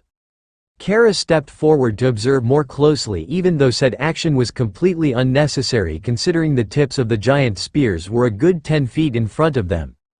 The girl continued to stare at the marvelous obsolete but quickly spoke up to break the tension. "Mother, father, it is absolutely beautiful. I bear witness to what was once a primal ship to our military." The two aging soulmates couldn't be any more happier upon seeing their heir in such high spirits. They have succeeded with beginning the day with a good start. "Indeed, Kara," the proud woman said as she made her way next to her husband. "It is quite a structure to come across. Your father and I managed to salvage this model after it was discharged and discarded by the council. We brought it here to this underground lair and have been keeping it a secret ever since." Kara's first train of thought after hearing this disclaim was to be on the alert. On Krypton, possessing any kind of warfare technology without the authority of the council and military leaders was a crime that would lead to grave consequences, but those thoughts quickly dispersed. These two were her parents, she trusted them with her very own life, considering them along with Rao gave it to her. If they had managed to keep this vessel a secret from the council themselves, then there really wasn't anything that she had to worry about. The situation even seemed to be under control. "Oh please father, I beg you. Let us all go inside." The aging lovers were taken by surprise when their daughter rushed to them in an embrace with nothing but exciting joy in her voice. Zor stared into the beauty of his seed's face. He wasn't going to say no after all. Showing Kara the vessel that will become hers in the future was the main reason they came down here. "Of course love, this is after all what we intended for you to see." He stroked away a long hair that fell into the girl's eyes. Being the intelligent girl that the scientists knew she was, it didn't take long for Kara to locate a hollow entrance near the left upper gargantuan spear. After all, she didn't put her effort into her studies for absolute no reason. The two however stood still as the young Kryptonian fell under the same aurora similar to the warp pad from earlier, and in the blink of an eye, Kara Zor-El vanished from the ground and was taken above to join the massive ship that was once the prime of an armada. "Perhaps we should have followed her. There are many ways of entering the ship after all, and not every boarding takes one to the same location," the women said in slight regret. "Nonsense Alora, she can take care of herself, and if I recall, you and I have been exploring this ship for many years now. It wouldn't exactly take long to find her despite how colossal the aircraft is," Zor assured his wife with a smile and a calm stroke to her back. "Care to join me Alora in Z?" The man ushered his wife towards the same hollow entrance from which Kara had been abducted from. "But of course Zor from the House of El," was her reply with emphasis and well-mannered. Once following the same gesture as Kara from earlier, the surrounding of the big cave went silent as the two disappeared, followed by the heavy lights of the walls going dark, and everything was bathed in darkness as how it was before the arrival of the three. Kara kept her eyes closed as she felt herself no longer in the presence of the teleportation, but in fact an area which seemed rather alien to her despite being on her home planet. She wasn't scared. As a matter of fact, she was both curious and excited. She was inside a functioning discharged military ship. Kryptonians never lived their lives knowing what these vessels were like unless they decide to enroll into the service. "I cannot imagine how large this place is. How did mother and father manage to salvage something as outstanding as this fleet ship? I must explore. I don't want to leave this place anytime soon, but it's best if I stay semi-put. I wouldn't want to get lost in a place such as this. Great row, this place is big enough to potentially store all of the citizens populated in Argo City." Shaking herself from her train of thought, Kara observed the somewhat large room she had been poured. The quarters she was used to entering, this one was different. Everything from the floor to the walls to the ceiling was lit up with an ivory white atmospheric tone. If she didn't know any better, the girl could only tell she was in a lab of some sort, judging by the platonic crystal capsules that were sprawled ahead of her. Kara caught something in the corner of her eye near the closest wall to her, and she quickly ran to it. She sighed in relief when she noticed that on the wall was a huge glowing hollow map of the ship that explained exactly where she was. The purple triangle indicated her heartbeat, which was located at the bottom of the ship, considering the map demonstrated the outline of the vessel. She was indeed somewhere below the giant, but Kara refused to increase the magnification on the map, mostly because she didn't know how to operate it. There was only a certain extent to how much she knew about her people's intellectual technology. The girl's vision landed on two more triangle indicators that suddenly appeared near the top center of the ship. Her parents had boarded. They were here with her. Knowing that they would soon be looking for her, Kara rotated her body towards the first thing that she saw upon porting into the strange quarters, the crystal capsules. If she was going to stay put, she might as well explore the lab. The capsules were nowhere near a sight for sore eyes. They stuck out of the ground in the forms of triangular spears. A total of 5 were in a pattern, a huge one in the center and 2 small ones on the top and bottom side by side. It almost looked like a shrine of some sort, but Kara knew better. They contained something, and she was going to find out. The girl knew she was straining from her discipline, but she was only Kryptonian. She wasn't perfect despite what people thought of the House of El. Kara ignored the smaller pillars and focused on the one dead center. She was close now to the point of touching it, and that is just what she did. What followed the touch was the crystal casing beginning to part open in all directions, causing Kara to flinch back, regretting her decision, and regret she did. What happened next was in fact going to be one of the most devastating things that Kara Zor-El would face in her life. A wave of nausea hit Kara as she looked at the object that rose high from the pillar to reach her frightened gaze. The shine of a proportionally large crooked emerald rock filled the white room rather quickly and turned the walls and ceiling a sickening green. The girl didn't have time to see the artifact properly as her eyes rolled into the back of her head and fell to her knees while cupping her hands over her mouth. The nausea was replaced with dizziness and the young Kryptonian's strength was leaving her body faster than she could pick herself up. The girl's next physical reaction was harsh coughing, almost as if her entrails were stuck in her throat. Kara couldn't take the pain in her head anymore and unleashed a loud, painful screech followed by torrents of dark blue-colored Kryptonian blood excreting from her esophagus and nostrils. There was no end to the suffering and Kara continued to vomit more of her interior fluids all over the once white floor. This was indeed the most physical pain she had ever experienced in her life. It was getting to a point where the young being cried out with tears flowing down her cheeks, but the cries came out in haggard garbles rendering Kara to choke and gag on her blood. Unable to take this kind of punishment anymore, the girl mustered all that was left of her strength into her right leg and she threw herself at the base of the platform. Her prayers to Rao were answered as the capsule detected the encoded touch of an L and the emerald rock was locked under its crystallized prison once again. Kara laid on the floor while arching her back as she took in gulps of precious air that her lungs have been begging, the pain and nausea quickly leaving her body and the atmosphere was white once again except for the large globs of cerulean blood that littered the floor along with Kara's stained nose and lips. Her strength however remained drained and she immediately began to lose her ability to stay awake. The last thing Kara swore she saw was the blurry angelic appearance of her mother running towards her followed by the yells of her father Zor-El. Despite knowing what she went through, Kara rose rather harshly from the bedchamber she had been placed into. She took in her surroundings and noticed that she was in a medical field lab equipped with many tools and beds lined in order from left to right from her position. The girl didn't have time to move as she heard the shuttle doors to her right open up with a loud swoosh and in came her parents with looks on their faces that represented both relief and worry. Laura rushed to one side of the bed and brought Kara's head into her chest while loudly thanking Rao that she was still well and alive. Zor came from the other side and brought the back of his daughter's hand to kiss it gently. "Oh Kara, you had us worried sick darling," her father spoke with guilty in his throat. "Mother, father, what happened? What was I exposed to?" The girl's only response was a hush from her bearers. "Silence Kara, do not waste your breath." The youngling of the two wasn't satisfied with her answer. "Mother, I am serious. What happened to me?" She watched her tone as she asked again, but she couldn't help it. It wasn't until this very moment when she realized that she had gotten her strength back. There was no feeling of head pains, nausea or numbness. It almost felt as if she had woken up from a deep sleep replenishing her energy. "Kara." Her attention geared towards Zor as he looked into her young eyes. "What you just experienced was your first exposure to a natural deadly particle from our planet." The girl's eyes bulged in shock.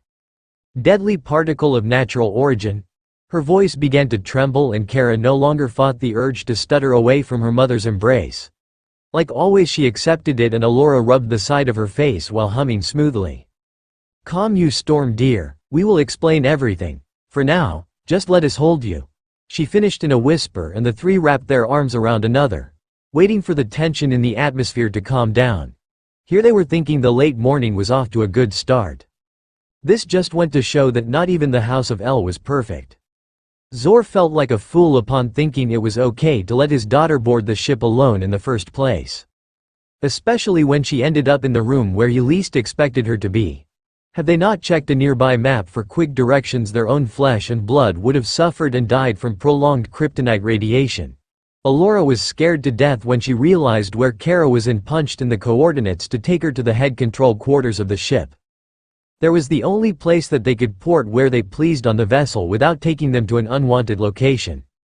Zor knew that Alora was upset with him and he would accept whatever harsh language she would bestow upon him, but they had much bigger things to deal with, such as getting their daughter out of the kryptonite lab to safety. And now here was Kara Zor-El. She had escaped lethal harm once again thanks to Rao who was keeping her safe. "Please mother. What happened to me?" she asked for the third time, not being able to hold in the questions that were bottled up in her mind and throat anymore. Just now Alora decided it was best to speak. The three fixed their postures and they were determined to get this over with. "Darling, what you experienced was your very first exposure to kryptonite." The girl's expression hardened. Kryptonite. The women nodded. Zor intruded next with a stern approach. Kryptonite is a mineral that your uncle, mother and I discovered many months ago, dear. If you had been there you would have seen how we reacted when we first saw it at eye level. It was identical to yours. Kara took in the information rather quickly, but that he wasn't done. So you're saying is that the emerald stone that I was exposed to causes a severe physical reaction towards us Kryptonians. The women finished the sentence loud and clear. She was proud to know Kara caught on quickly and now understood what kryptonite was capable of. But where did you both find this kryptonite? How have you managed to discover such a deadly artifact? Allura geared her head towards Zor, issuing her husband to take the lead in explaining. As I said, dear, we discovered it many months ago while on a research expedition. Kryptonite is labeled a natural mineral because it comes from the very core of the planet. What most didn't realize is that these stones have been pushing and terraforming for centuries and can now be found amongst the lower crust of the planet. The more her parents kept explaining, the less tensed Kara seemed to be. To be safe, she was going to finish with at least a couple more things on her mind. Will I grow ill soon? Does it remain dormant until a few more hours? Her parents looked at each other before letting out comforting chuckles simultaneously. The girl's mother rubbed her forehead against hers. No dear, it is a blessing from Ra that the effects of kryptonite can only affect us if we were in the very presence of it. And they immediately wear off upon separation. But do be careful, we have studied what the stone's full capacity of prolonged expose can do to our people. It could lead to the decomposing of body cells and what follows, death. Kara nodded in conclusion but couldn't help but swallow a lump of saliva that was caught in her throat upon hearing that last remark. Thank you, mother, and you as well, father. I won't be going near that laboratory anymore for as long as I live. This mineral is toxic and I don't want any part of it. Who even thought of the name kryptonite for such a stone? Zor couldn't help but laugh.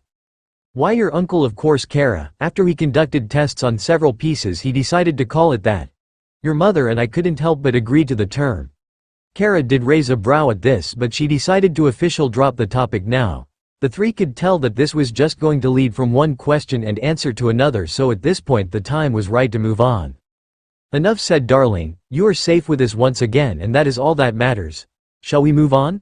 There is so much left of the ship to show you. He was greeted with high spirits from the girl and her mother moved to give her room to get off the bed chamber. Indeed, let us go.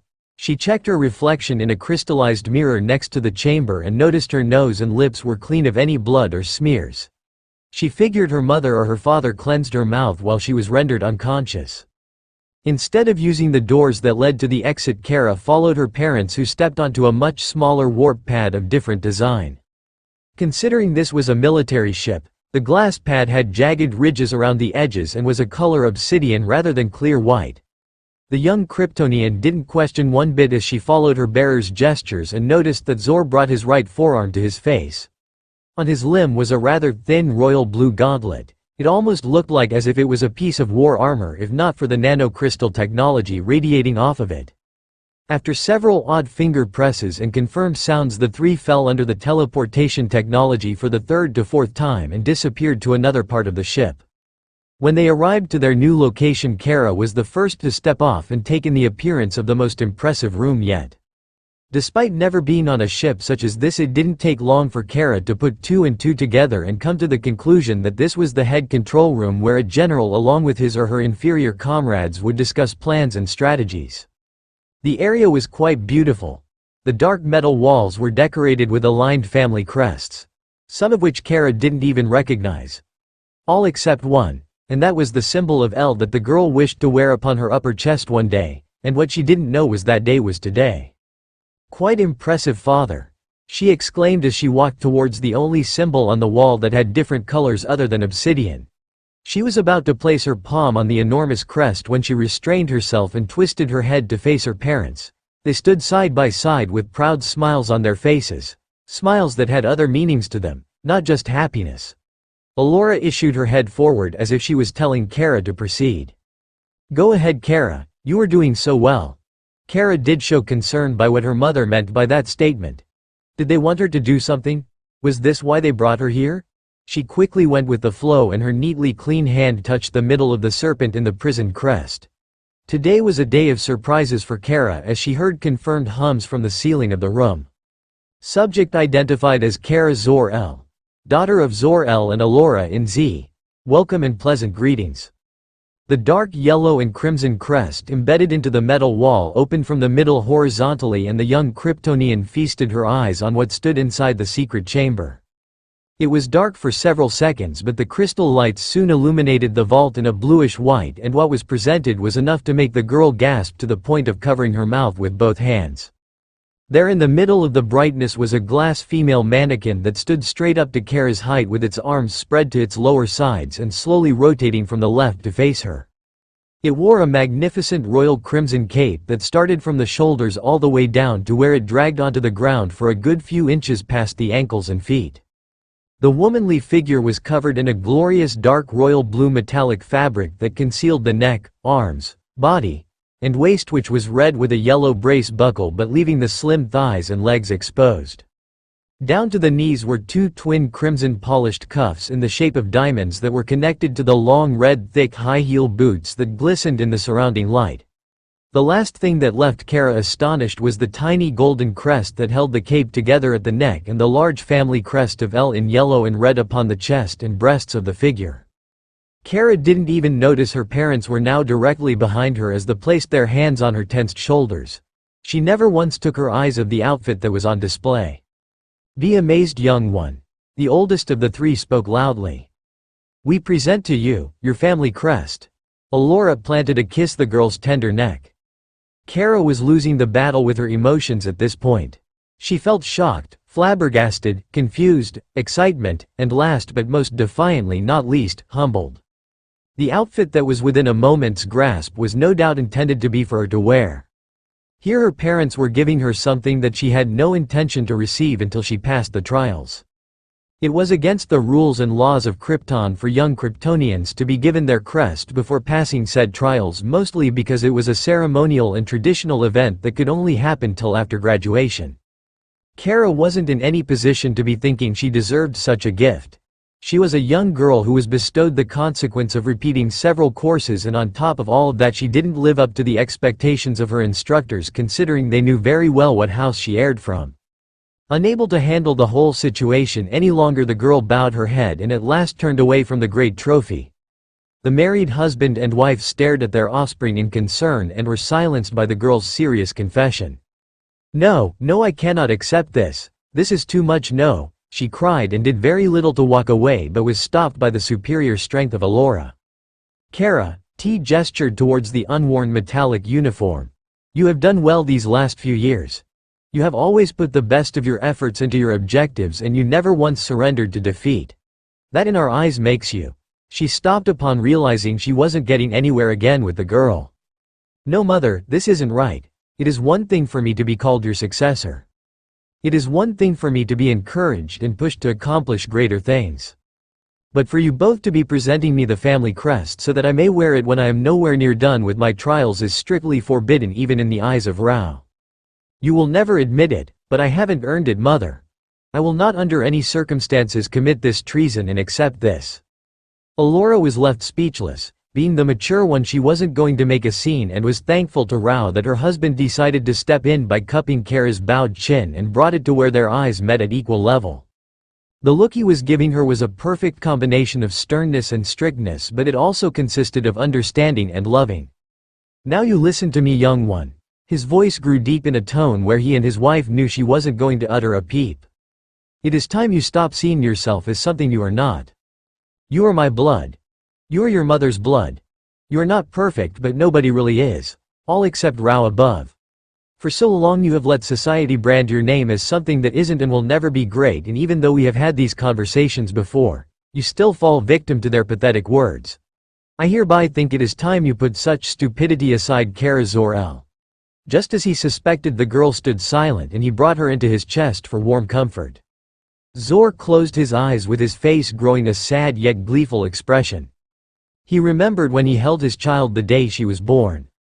How he stroked her small head as his wife nursed her with her breast.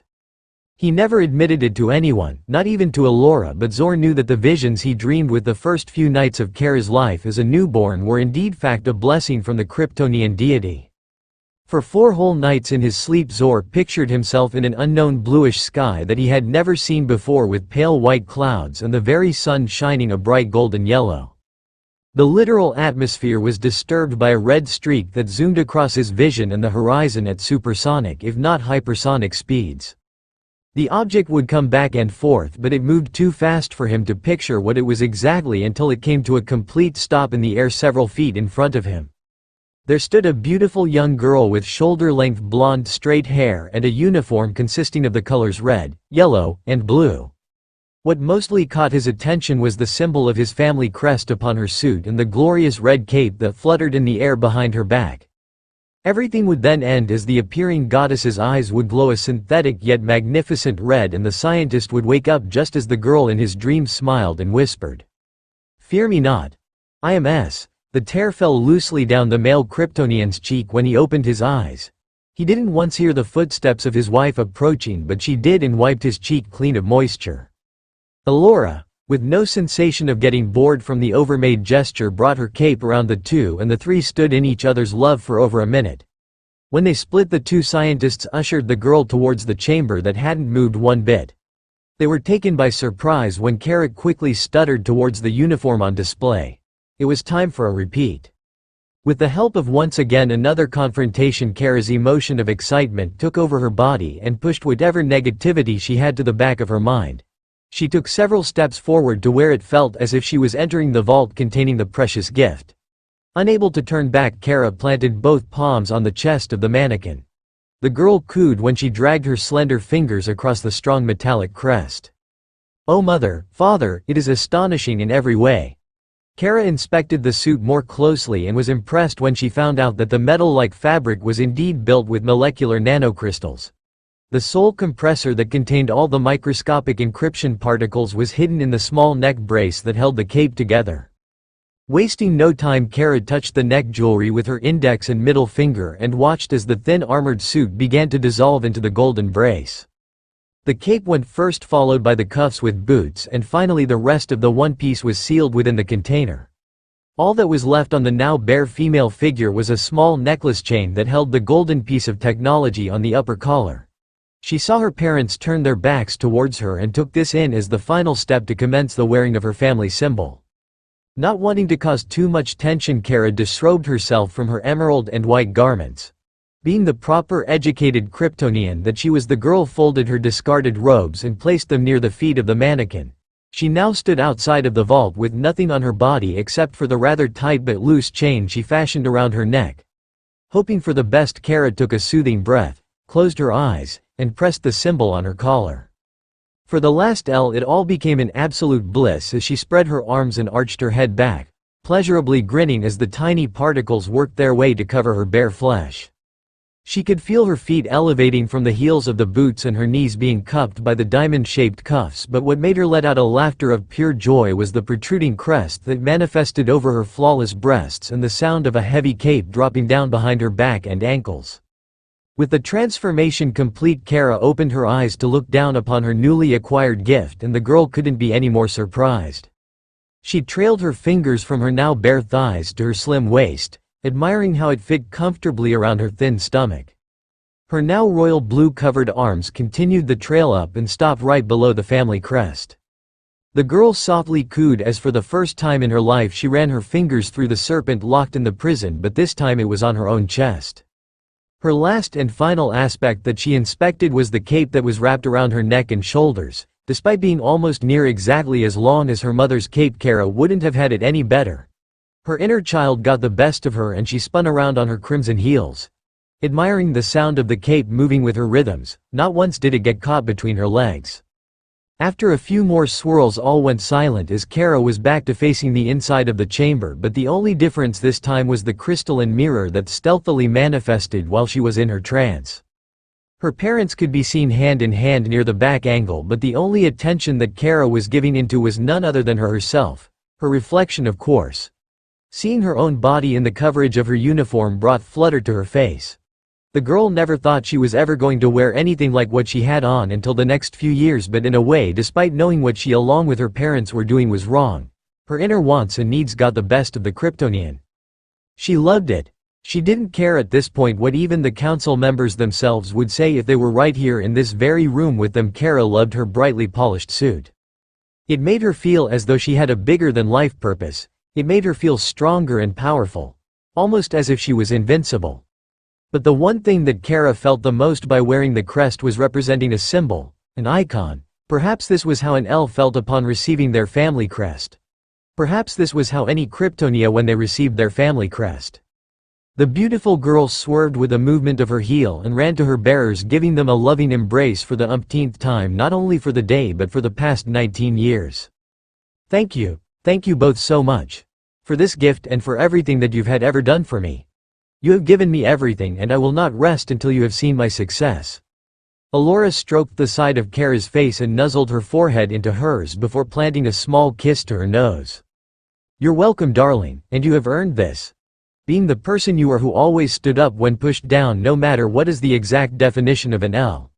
You never surrendered before, and Rao knows that despite your doubtful moments in the near future, you won't be surrendering then. Kara blushed as her father stroked her cape-covered back. You look absolutely beautiful, Kara. Your mother did a great job at designing it. Zor protested the revelation proudly while staring at his wife in admiration. The girl's eyebrows rose in surprise. Mother, you made this yourself? The woman gave a loving smile as she nodded her head to her daughter. When Elora started constructing the uniform many sunsets ago, she wanted to make what would be the perfect suit for Kara. A mixture between the most elegant fabrics purchased off the market along with the perfect combination of nanocrystals and the ancient thin Kryptonian female armor used by the armada and military during the celestial golden age of the Kryptonians under their planet's yellow sun. Loving the uniform even more now that she knew who was responsible for making it, Kara giggled and now focused her loving hug on Elora while Zor stepped back in glee and understanding. The women lifted her hair slightly off the ground and spun her around in rhythmic circles, their capes flowing outwards while flapping in the calm room wind. While they spun, Kara peppered her mother's cheeks with light kisses, feeling as though it was time to show her own affection of love and gratitude. The spinning stopped and Kara could feel her boots touch the floor again. She felt her mother's lips brush against her left ear, followed by a whispering "I love you." As do I, my dears. Zor began once again. Surely it would be best if we put a certain outfit to the test. He ushered towards his daughter who looked down at her clean suit. The young one couldn't agree more. Yes, father. Elora nuzzled her nose into Kara before the married scientists joined together with their daughter quickly following to the side. They left the control room they were currently in and pursued down the many corridors that looked so large and so similar, one could get lost. It took a while, but the three managed to reach yet another destination. It was another massive door, among many. But this one had a planetary enigma symbol, indicating that this was indeed a virtual obstacle room, one of billions used for many purposes on Krypton. Training and exercising being the primary, of course. The gateway opened up in a four-paralleled way and inside was a bright, beautiful picture. There were many bluish metallic silver structures and walls that looked like as if they were more than three-dimensional due to their translucent effect they had upon detecting the headmaster of the ship. Polished crystals struck out of the obstacles in many forms and fashions to ensure that these could be used as leverage, most likely climbing or balance techniques. Kara had been in many of these rooms in the past. It excited her to see one upon this great ship her parents have salvaged. The voice of Zor-El echoed throughout the virtual complex. Now then. He took a step to the side and the two beautiful women watched as he stepped on what appeared to be a warp pad which raised him up into the air. Let us see if your now better attire is fully functioning, Kara. To her father's meaning, Kara took her eyes away from him and was greeted with the sight of her mother, running towards the advanced structures that awaited them. She marveled as the glorified women used her momentum to escalate the walls and only slowed down to indicate for Kara to follow. The girl happily complied. Elora proceeded with her daughter running behind her. She used her momentum to climb up another wall with her legs before throwing herself in the opposite direction straight into a crystallized pole in which she perched herself on. To Elora's amazement, Kara did the same procedure at a much slower pace but overall moved elegantly like her. Her new outfit allowing her to be quite flexibly through the air. Elora stroked Kara's chin when they met face to face on the same pole, and the older female leapt off her thin platform in order to start hopping off several pillars that could be seen sticking out of the artificial ground. Kara didn't hesitate to follow and carefully calculate her movements as step after step of long-booted platforms connected with the structures. Elora on the last path of the pillars jumped and dug her fingers into a stern jagged wall. The sound of a leap of triumph from Kara soon followed. Their capes hung past their ankles in the air, but the mother and daughter proceeded upwards, the two keeping an eye on each other considering there was nothing holding them in place but their hands, and now feet, in which they were using to climb faster. To the aging scientist's surprise, Kara managed to make it up to the flat part of the metallic advanced wall first. A hand was what awaited her and Elora gracefully took it so Kara could help pull her up. The uniform did have a sense of comfort. The lack of coverage in the Kryptonian's legs was enough to give her the mobility that she needed.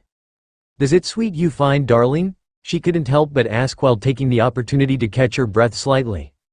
"Indeed, mother, the fabrics also helps me keep cool." The air touched her abdomen to ensure she was fine before spotting her father a few feet above them in the air. She was about to gesture for him to join on the platform when his warp pad lowered to the bottom of the structure. Elora and Kara watched in amazement as Zor performed his own barrage of acrobatics to reach them. His every move was precise despite being in his metallic brace and coat, and within a few minutes, he made the final push-up and spun forward in the air to roll over his right shoulder and crease his legs up so that now he was standing with his family atop the virtual room. The two he loved most were impressed. "And here I wondered why you stopped being so active." Elora stepped forward to entwine their callous fingers together. "The art of acrobatics has always been your preference as a hobby. Besides, I am for mostly science." The married couple connected their lips, earning a blush from Kara, who was watching them from one practical step away. She cleared her throat once but was amazed at how her parents continued their intimacy. She hunched her shoulders and cleared her throat a bit louder, finally catching their attention. Elora let out a playful huff and geared her vision towards her husband. "Well, as you know, Zor-El, I am one for mostly science too." One final kiss passed and the aging lovers returned to acknowledging Kara, who seemed as though she was in though. "Kara." Zor placed a hand behind her head. "Is there something on your mind?" The young one gave in to her mind for a while, taking in everything that has happened throughout the day. "Mother, father, I know we have been here for a while, but I wish to see Aunt Lara and Uncle Jor." She concluded with her parents slightly taken aback by what she wanted to do next. It wasn't that they were upset or anything. They were merely stopped in their tracks for their plans considering there was still so much left to see of the ship. Zor had planned to even show Kara the weapons and artillery facilities. There was just so much left to explore. Elora issued forward. "Is there any reason in particular for why you wish to see your aunt and uncle, dear? Surely you'd like to see the rest of what we have on THD." But overall readied her breath. "I know, mother, I am being truly honest, this place is amazing. There is so much left to see. But I think it's best if we explore this a step at a time. The ship will still be here for the weeks to come." The parents looked towards one another but nonetheless ushered Kara to proceed. "Aunt Lara and Uncle Jor are family. After everything that we have been through today, I want nothing more than to spend it with those I care about." The air brought her arms around her bearers. "Please, father, only you know the reasons for why we came here, but can we please visit them? You know how things have been since Cal. If we are the House of El, let us be there for them." Zor listened carefully as he stroked his child's face. "That is what makes me love you more every day, Kara. Zor-El. Always thinking about others before you. I just might agree with you to the visit. Your uncle could use the company. What say you, Elora?" The two now had their concentration on the older women. "I would have to agree as well to the both of you." She reached up to see her husband's gauntlet and was surprised to see the solar time now approaching noon. "Presenting you the family crest is what I personally intended after all, Kara. We have been here quite enough. Let us leave the premise." Kara's smile could only brighten as she straightened her collar and long cape, enjoying the sound it made as it dragged on the platform they were on. The warp pad wasted no time as its command link reactivated and levitated itself in front of the three. The two patiently waited their instructions and soon the family were engulfed by the wonderful technologies of Krypton. Lara Lor Van, the beautiful wife of Zor-El, walked in great light brown robes that hugged her body comfortably. She had spent a rather long time in a gala bath for most of the morning, but with the help of Jor she had managed to leave the hot comfort and dress while placing the white silver polished family crest upon her torso. The young woman adjusted her long braid before opening the main doors to her home to whoever decided to visit unannounced. Her eyes widened when she saw who was the first one to stand front. Kara. She gave an impressionable grin. Aunt Laura. The young blonde immediately stepped forth and received the welcome of her relative. They separated and Laura moved back to allow the second family in. Please do come in, please. Kara took in her surroundings, admiring the well-made furniture and atmosphere. My oh my. Laura began once again. My dear, you look beautiful in the family crest. Kara's concentration switched to her outfit and she blushed upon hearing the compliment. Why thank you Aunt Laura, Mother designed it herself for me. I know I'm not supposed to wear it yet but it feels so nice and well. Not to worry my dear, sooner or later I was going to have to see you in it. The woman teased as she turned towards Kara's parents. As for you both. She hugged each older member and embraced the kiss Laura planted on her cheek. Thank you both for coming. I was beginning to think that today would be nothing but ordinary, Laura chuckled. Kara insisted that we come visit you and Zor, and we both figured it would be for the best. Zor nodded in agreement. Just then another presence entered the living quarters and the four were greeted by Zor-El, who had his back straight, shoulders arched and majestic coat wrapped around his torso. It appears everyone is here for the noon, Uncle Zor. His niece's eyes were lit with life, if only his could have been filled with a little more than half. There she is. He issued forward spreading his arms out. The heir to the house of El, finally wearing what is rightfully hers. The younger man cupped her chin and pressed his lips to her forehead earning smiles from Zor, Laura, and Lara.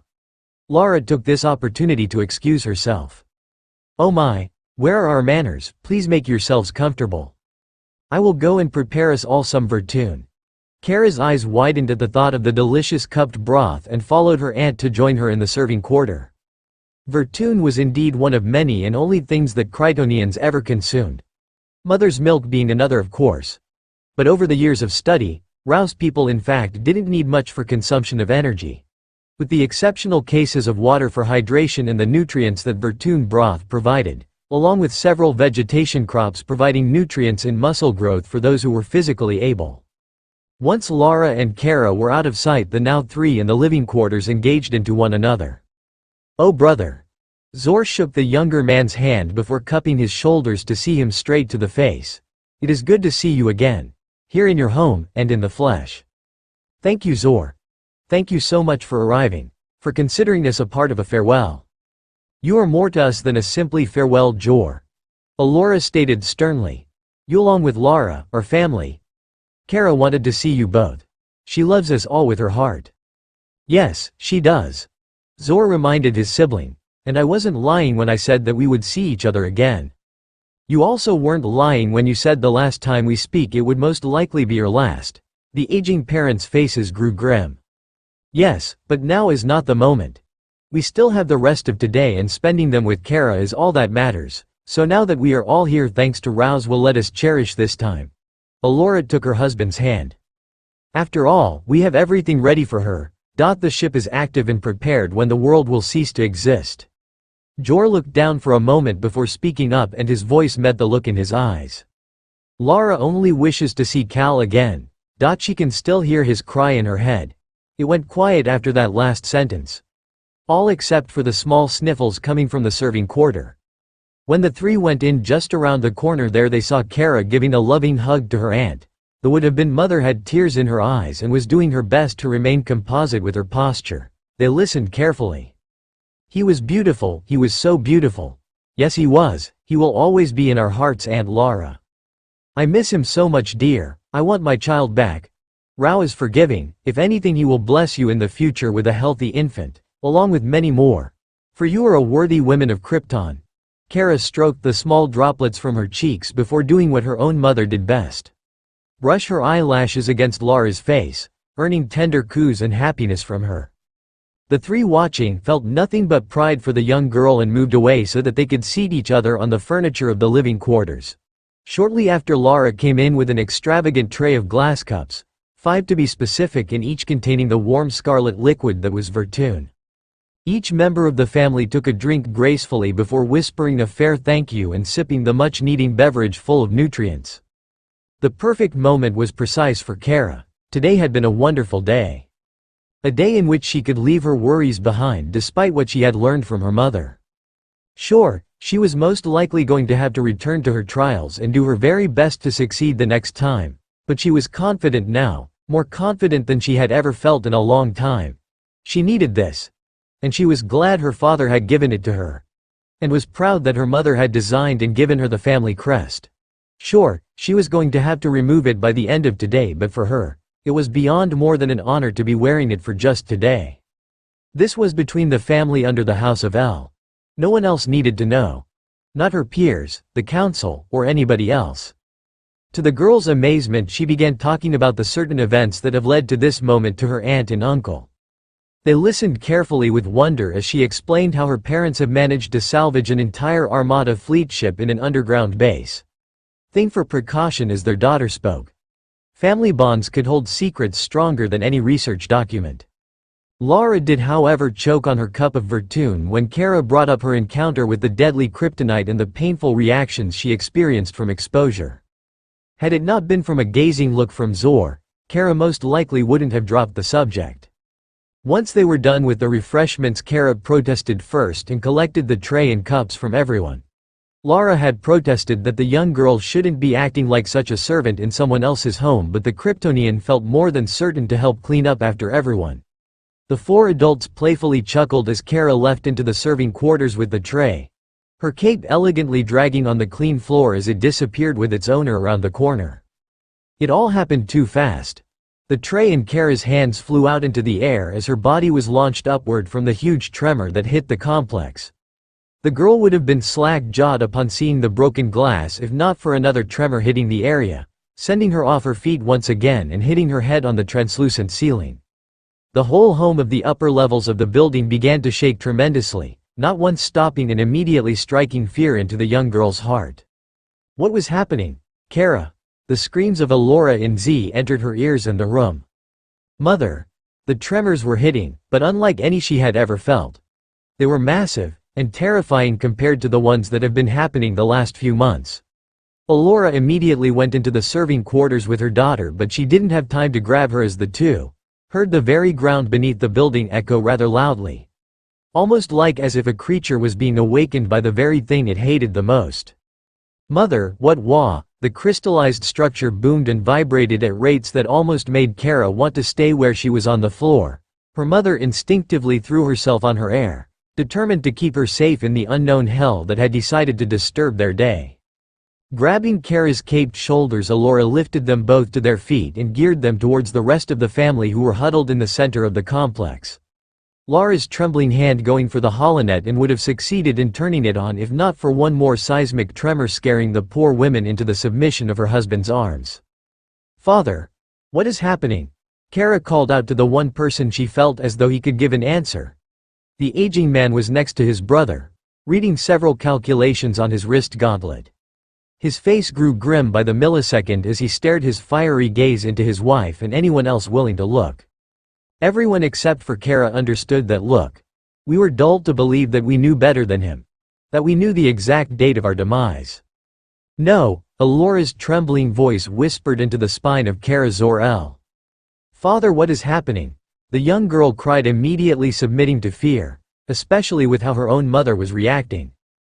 It had started, was all he said as his gauntlet flashed a thermal image of the planet terraforming from the inside. Alora tightened her grip on her daughter. The older women now grit her teeth upon hearing the damnation of their world commencing. We must hurry, came the voice of Jor as Laura gripped his forearm. Zor nodded grimly and issued them all to follow. Come, we are wasting time. All 5 members to the House of El obeyed Zor's command and left the home of the much younger husband and wife. A mixture of emotions ran through Kara as they left the so-called safety of the great house. She didn't speak. She couldn't speak. She was far too busy trying to comprehend the situation. The girl only silenced herself as she tried to shake free from her mother's hold to go to her father. Only to receive a completely harsh reaction. You stay with me, do you understand? The command from Alora stated with a whimper and desperation. Kara would not disobey. Yes. In just under a short minute the family now found themselves in the sliver terminal where their transporter was stationed. They didn't need to be told twice as Zor pressed several codes on his gauntlet and the hollow frames opened to the sides to allow the soon-to-be passengers in. Zor took the front lead seat and he glared past his shoulder to see his brother comfort his sister-in-law and his wife providing the same to his seed. The coordinates were punched and the transporter now levitated off the ground to spin towards its open destination and fly out into the city. A city which brought shock to the young girl's heart upon feasting her eyes on the streets. The city of Argo still stood in place, that was for sure. But what grabbed everyone's attention was the carnage radiant in the air all around them. Several terminals in the busy streets laid in ruins along with dozens of transporters tilting and ruptured into the sides of extravagant buildings. Said buildings had suffered incredible damage from the tremor that the crystallized structures looked like as if they were ready to collapse. It could only be the work of a chaotic solar serpent as transporters all over the area began to scramble in panic thanks to the command of their designated users. Zor took this opportunity to leave the route that the transporter they were in was leading them, and the aging man found himself breaking the law as he drifted into the air with many others trying to do their best to get to safety. Rao! Kara began as she held on to her mother from the movement of their pod. Great Rao, only you know what is happening. Just then, out in the distance over the horizon, to the girl's utter horror, volcanic sinful eruptions began to consume the remote regions and mountains miles away from the city. The disaster had to be large in order to be seen from such a distance. He is right. The faint, hollow voice of Alora brought Kara to meet her gaze. It had started. Mother! Please, what is happening? Kara's lip quivered upon seeing her bearer in such a state. It brought nothing but pain to her heart witnessing her this way. There was more to Alora's emotion rather than observing the disasters that were now happening. My Sprout, my beloved Sprout, everything will be all right. Alora whispered while rubbing her face into her daughter's neck while holding her.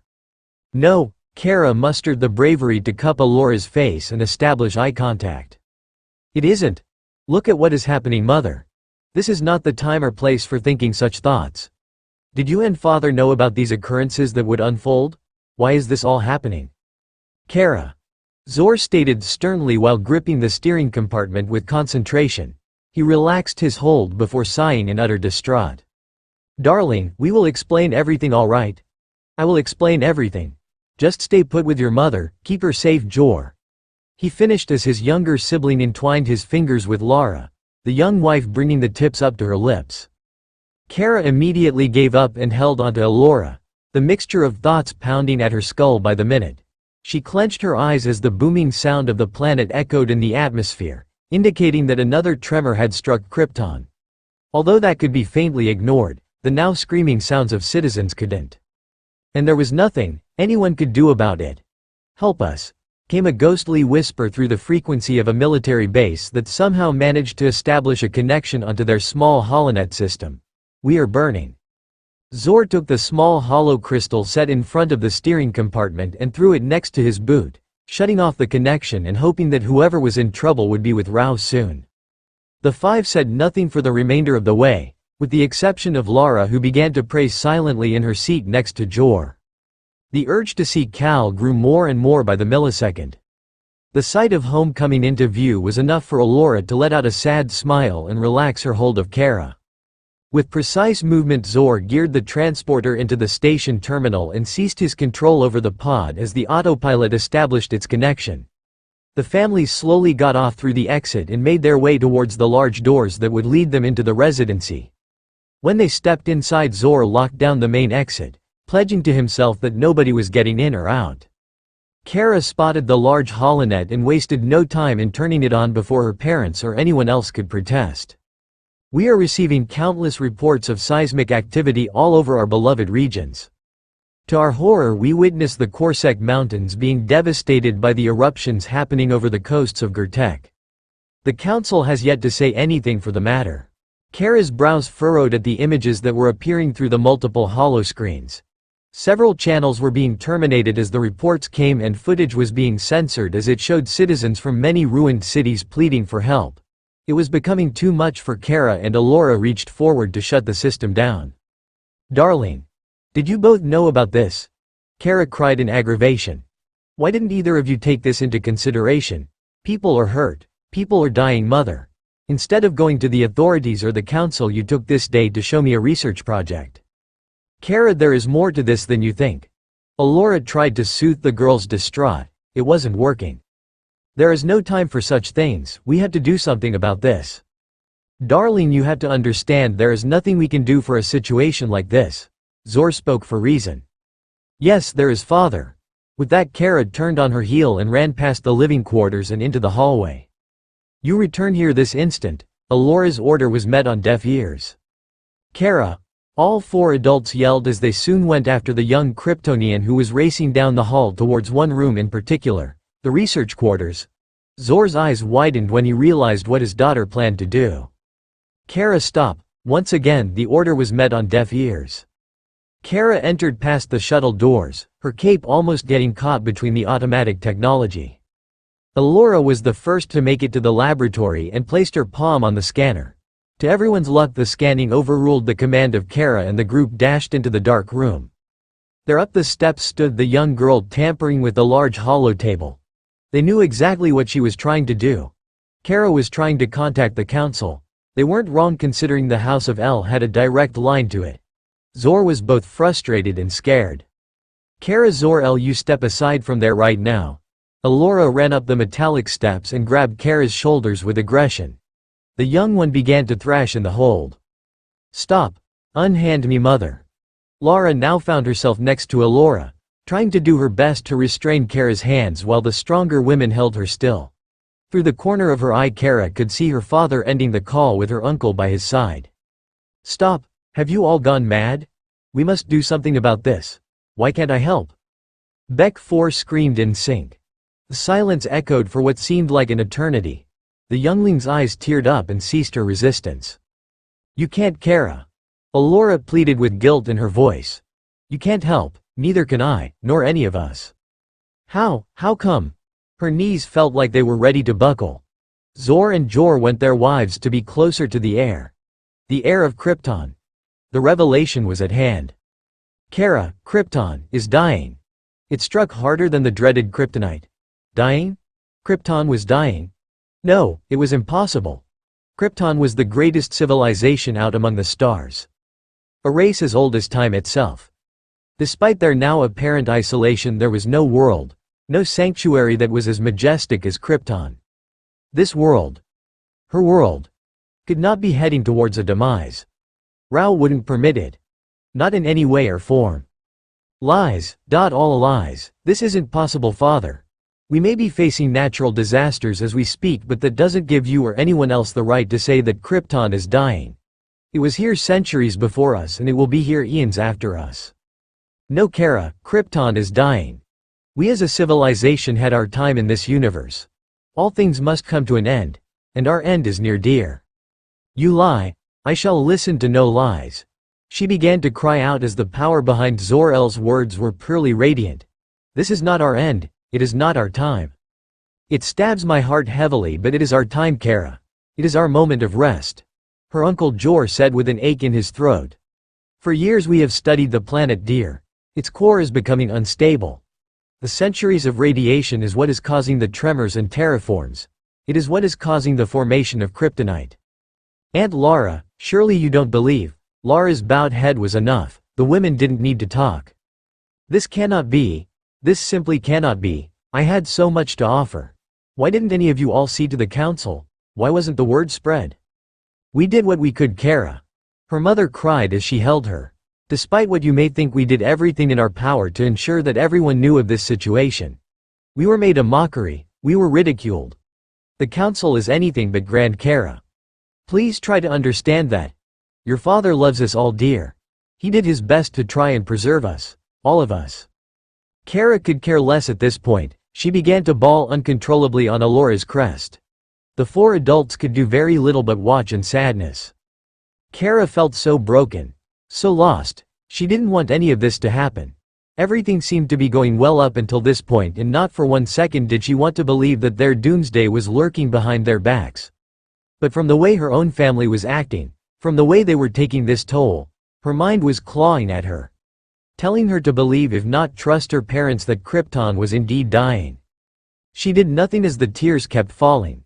I do not wish to die. there is so much I want to give back. You won't, Kara. Zor's voice echoed in his head. You will not perish. The Kryptonian looked up into the eyes of everyone, determined to unravel this mystery for herself. If there is such proof of our demise, I wish to see it. Of course. Allura helped the depleted girl to her feet, shifting the weight in her boots in the process. Zor guided her towards the same table from before and synchronized his gauntlet with the system. He took a moment to collect all the cryptic files and studies that he along with his wife and brother have researched, and several diagrams and charts manifested in front of their eyes. There truly wasn't much for Kara to look at other than the confirmed calculations and accurate dates regarding the stabilization of Krypton's core. The center demonstrated a sonar and thermal image. An unbalanced core was the result, each shifting by the date. But the final verdict would be the planet rupturing into oblivion. It really was true. They were all going to face damnation, and there wasn't anything Kara could do about it. Every single being on this ancient world will be eradicated, with only Rao above knowing that they existed, along with several other life forms among the cosmos that have met the mighty race, known as Kryptonians. What are we going to do? Said a tearful Kara as she turned from the evidence and began to pace slowly down the stairs of the dark functioning laboratory. All hope mustn't be lost. But if it truly is, then I do not care if I didn't achieve what I potentially could have done. I wish to perish with you all. If I am a part of the House of El, it is an honor to die by your side. She looked at her father before staring tearfully at everyone else. Along with the rest of you as well. The very ground beneath them began to vibrate. Unknown to Kara, Allura reached for something in one of the crystallized storage capsules next to the table. Lara and Jor, being ones to love her since the day they met her, began to circle her down the steps and admire her when they reached the bottom. Kara, Zor-El, I still remember when I was 8 years of age, when I held you 19 years ago. Jor spoke proudly while doing his best to stop the excess moisture from falling down Kara's perfect face. From that day forward we knew you were special. You had a purpose far greater than any of us, and you still do.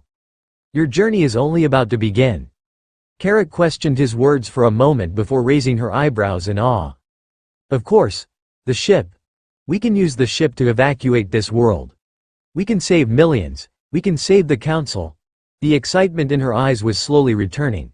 It was a perfect plan. If there was any way that they could save Krypton, it could be done through a massive gathering in the Armada fleet ship her parents salvaged. Families could be saved. Deaths could be stopped. Whatever time they had left, they could use it for an ultimate act of good. There really was hope after. Lara kissed Kara's forehead before continuing. Kara, all of us here are nothing more than failed products of what Krypton has become. This world is not meant to be exploited. It is not meant to be continued. As long as there was something left behind to be remembered, that is all that matters. I am sorry, my dear. But this is where Krypton's journey ends. And it is merely the start of yours. Krypton's last child never saw it coming. Her own father grabbed her by her cape, groped her chin upwards, and tightened an iron grip around her waist. Father. What pain could be the only word describable as she felt a rather large and sharp object dig into her neck. Allura held the metallic syringe in place near her daughter's neck before pushing the cold sedative into her bloodstream. The sight of the girl gasping in shock was enough to break her heart in two. Zor could only let go and watch as Kara stumbled uncontrollably. No doubt that she was doing her very best to maintain a clear conscience. Jor brought his wife into his arms as Lara buried her face in the crook of his neck. Allura with a shaky hand dropped the syringe she just used to inject her own flesh and blood. So many things were happening right now, and Kara fell to the floor, losing all kind of feeling in her bare legs. Her diamond-cuffed knees let out a spasm. They sedated her. Her own parents violated her will of act and sedated her like she was a creature in a lab. Rao, forgive me. She heard Zor quiver through gritted teeth. Rao above, forgive me. Allura threw herself to the floor next to Kara, cursing and damning herself for what she did to her child. The older women pulled Kara into her arms, slowly starting to whimper from how her daughter looked. Betrayed, confused, and drowsy. Why, mother? The girl's voice was getting softer and weaker. We love you, Kara, Zor-El. We love you with every fiber of our being. Zor slowly walked to where his wife laid and sunk to his knees while struggling to maintain his stoic features. "I beg of you both, don't do this to me." The young El's head was on its last thread on maintaining itself to look at the Ofed her, and took pity in raising her. The aging mother helped her child by placing her hand on the back of her head to steady her breathing and stuttering eyes. "If you both love me, then you won't do what you're about to do."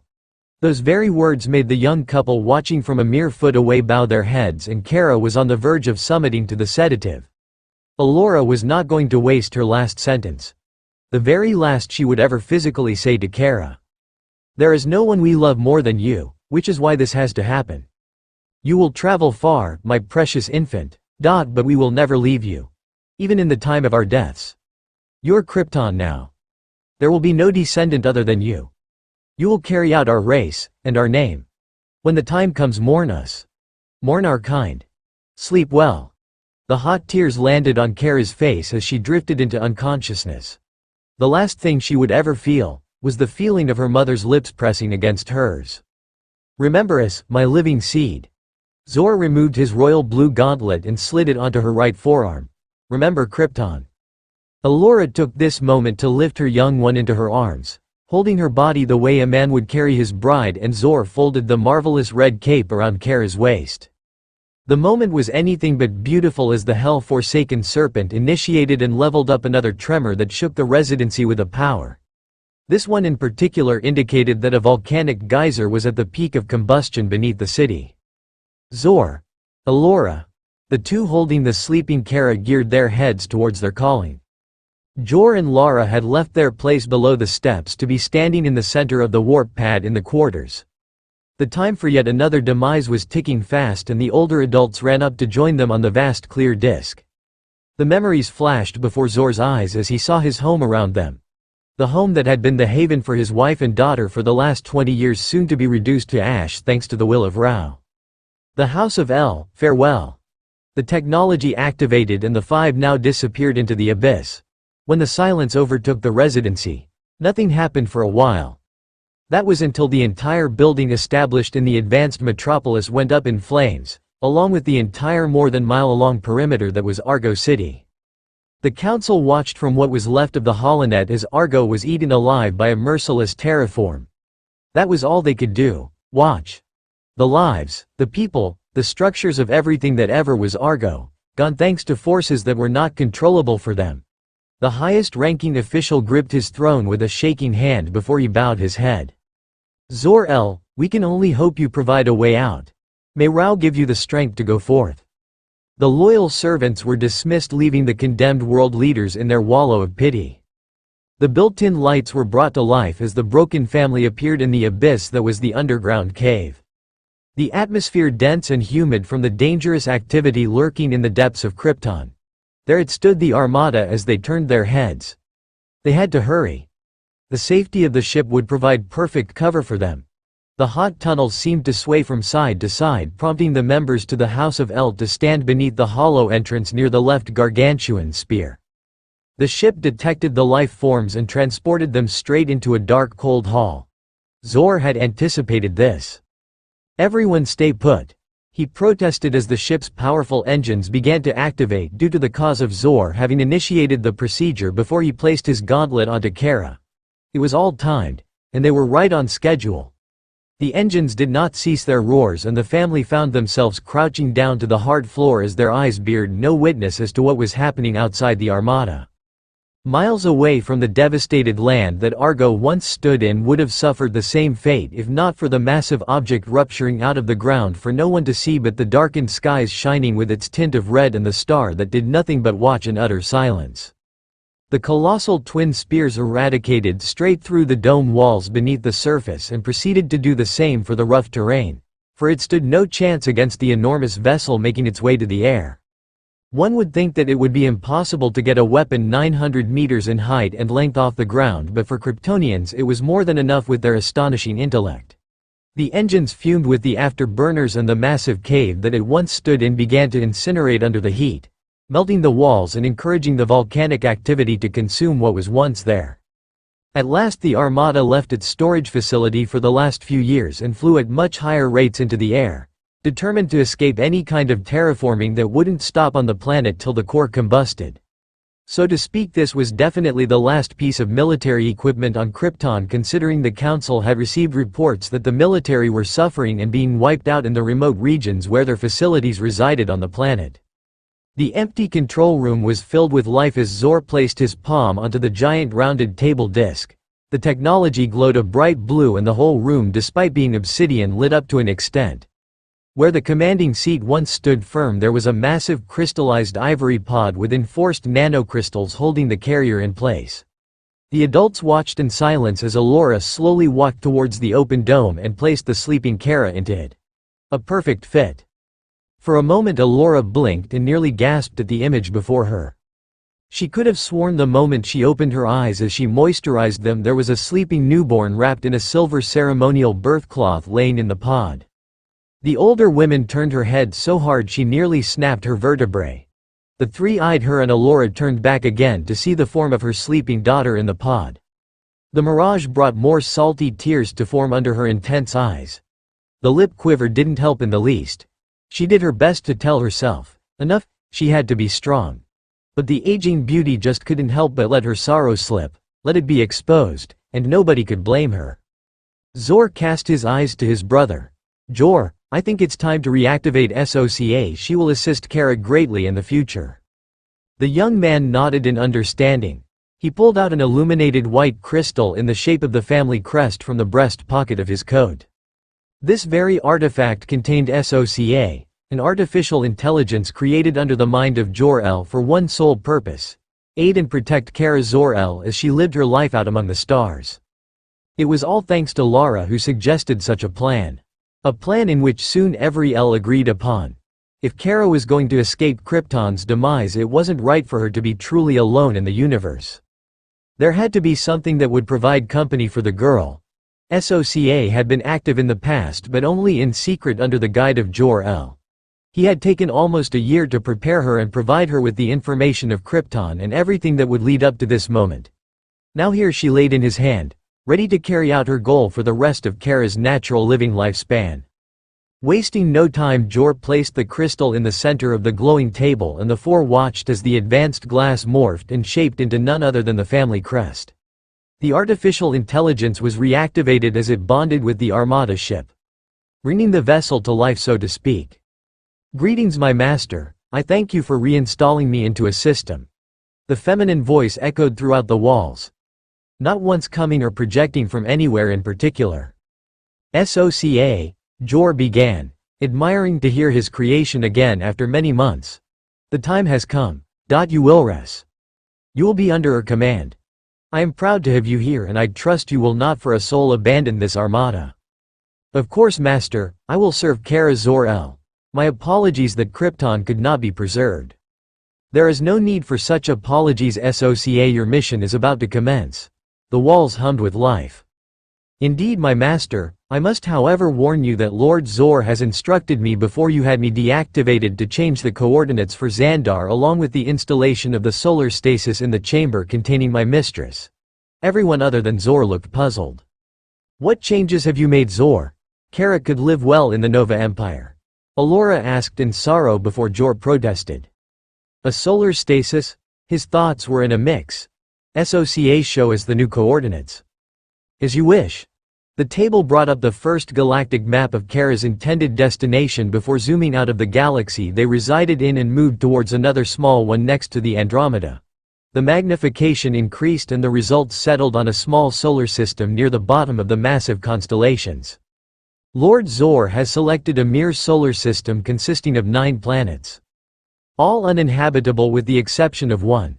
A planet called Terra, the home to the human race. An inferior but potential species that share many outer physical similarities with the people of Krypton.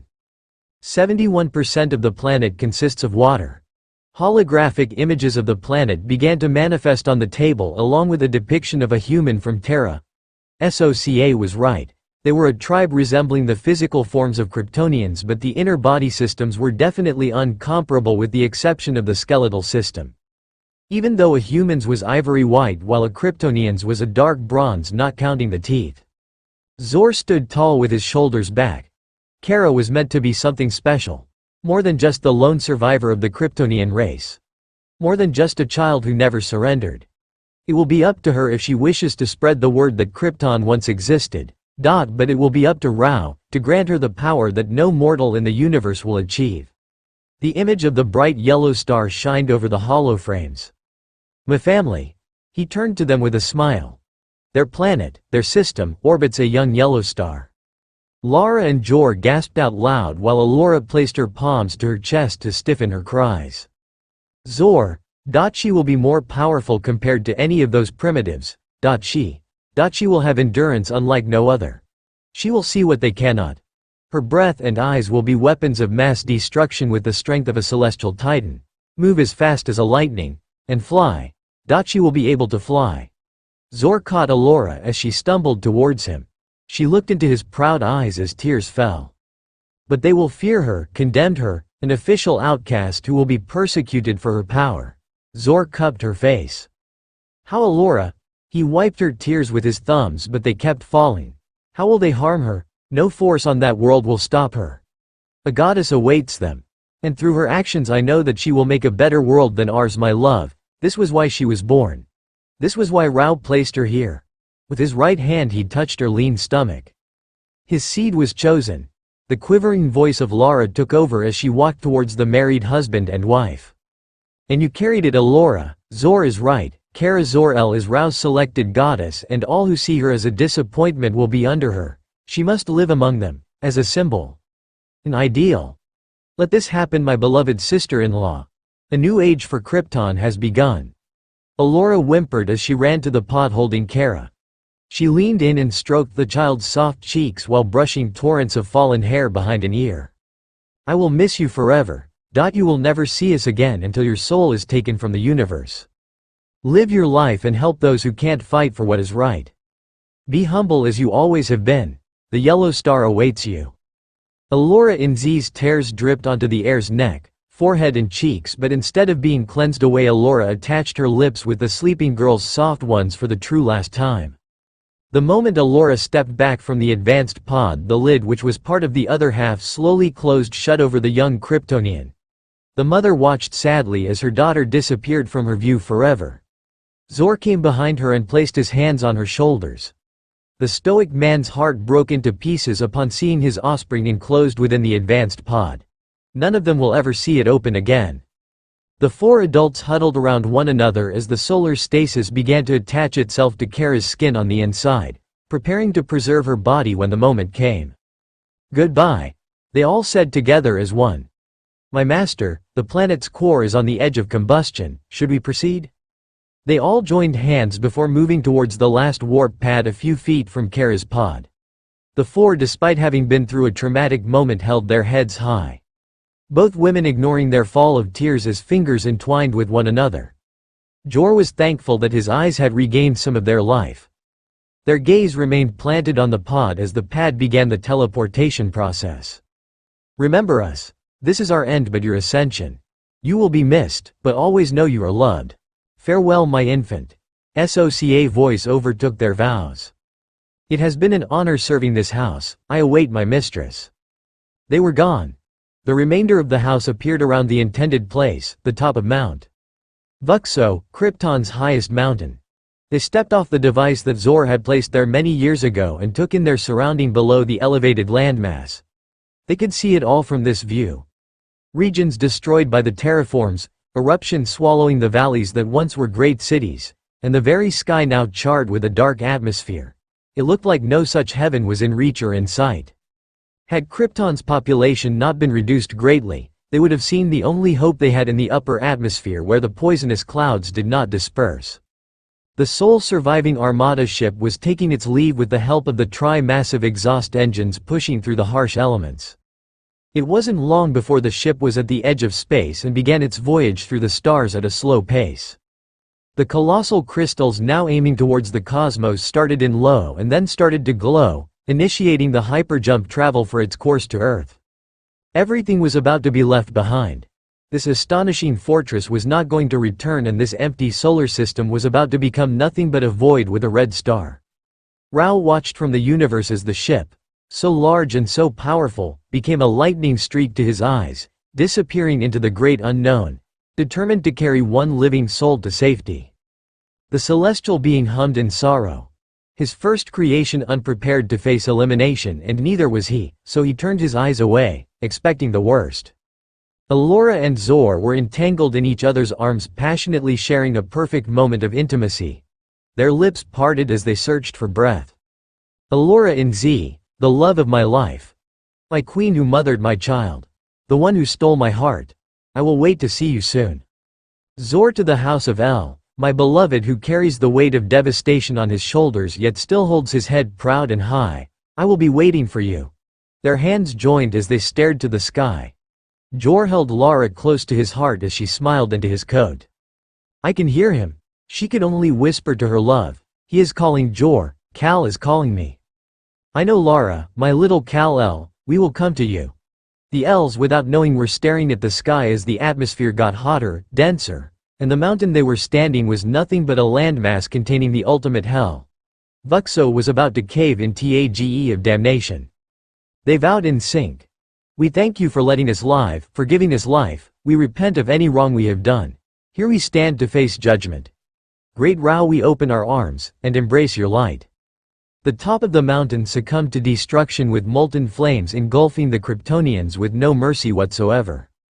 They screamed as their flesh and bones churned with such pain. They could do nothing as their robes melted into their bodies and knees, scorching with the hot lava taking their legs in the process. As Allura held on to what was being left of husband, she looked up for the last time. There, just before death took her, was a massive celestial glowing hand reaching out for the souls that had saved Krypton. The kryptonite fragments growing beneath the planet's crust melted into the hellish flames, incinerating every piece in place and causing the mantle to start leaking past the barriers. The core could no longer sustain any further damage. Krypton, a world boldest with age and magnificent culture, exploded into oblivion. The orbit was broken along with the world fragments that were given no chance of escaping the blast radius. Everything was gone. All had disappeared. The Kryptonians were gone from the universe, never to return. All but extinct. Except for one. The all-seeing, all-hearing Asgardian Heimdall stared into the void from the Bifrost Bridge. He tilted his head as he felt the great disturbance just outside of the Nine Realms. An odd feeling that could only be described as one word: death. Very disturbing indeed. That being said, he resumed his position, curiosity getting the mere best of the Guardian as he pondered with wonder. A Ravager ship floated in the vacuum, calm and unmarked. A young Yondu fiddled with his coat as he looked past the sealed glass on the main control room of his vessel.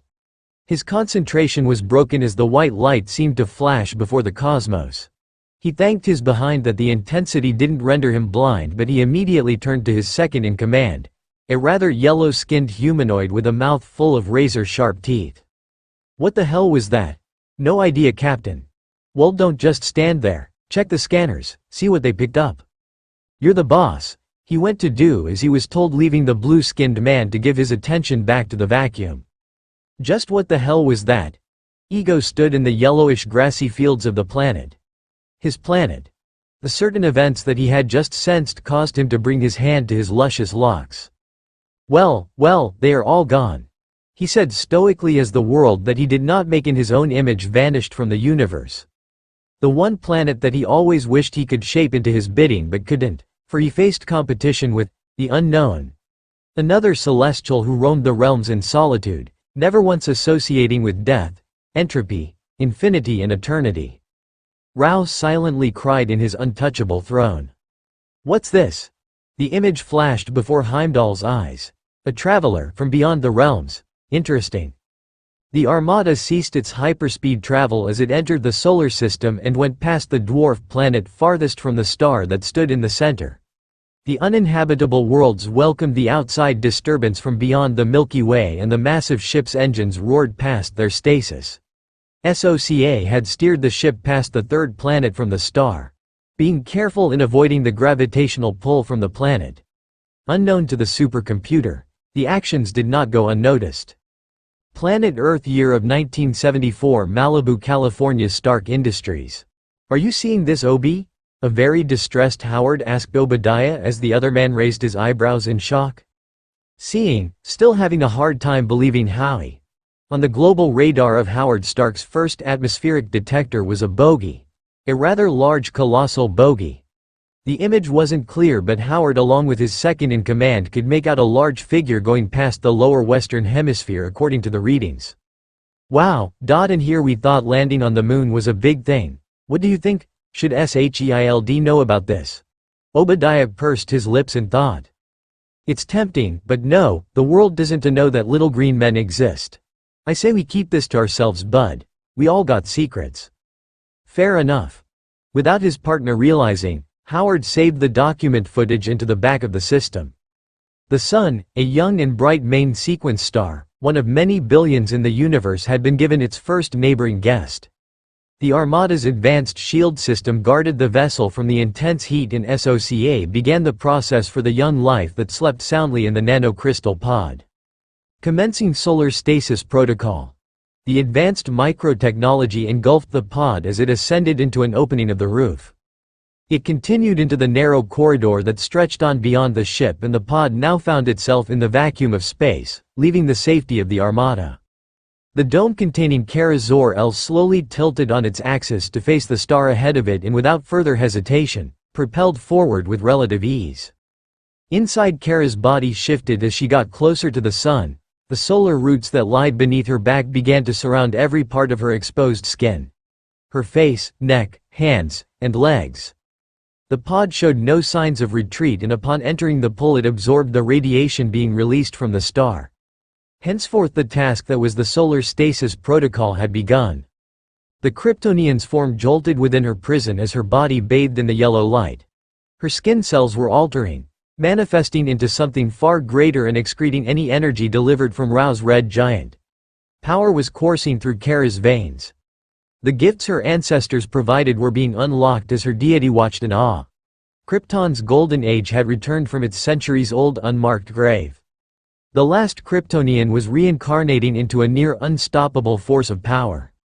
Heimdall's scarlet eyes widened upon feeling the shift in the realms. The traveler was transcending into something far more astonishing than anything Midgard had to offer. In all the 9 realms I never would have guessed to feel this presence against my vision. There is a goddess lurking beyond the bridge. My sovereign must hear of this. The all-seeing humanoid called upon the All-Father, determined to deliver such grave news. SOCA was preparing herself for the standby procedure. According to the orders of her master's sibling, she had been told to leave her mistress to rotate around the star for the next few decades based on Terra's solar time before bringing her back to finish the voyage to the planet of the humans. The ship powered down with the exception of the raised shields, and the Armada now rested in place, waiting to be awakened once again. The technology within the pod helped keep Kara put in her massive slumber while her flesh continued to absorb the radiation. Here she would be stationed for the years to come. When the moment was right, she will awaken as Kara Zor-El, the last daughter of Krypton. The sun could do nothing but let the small device containing life circle around its malevolent hot form.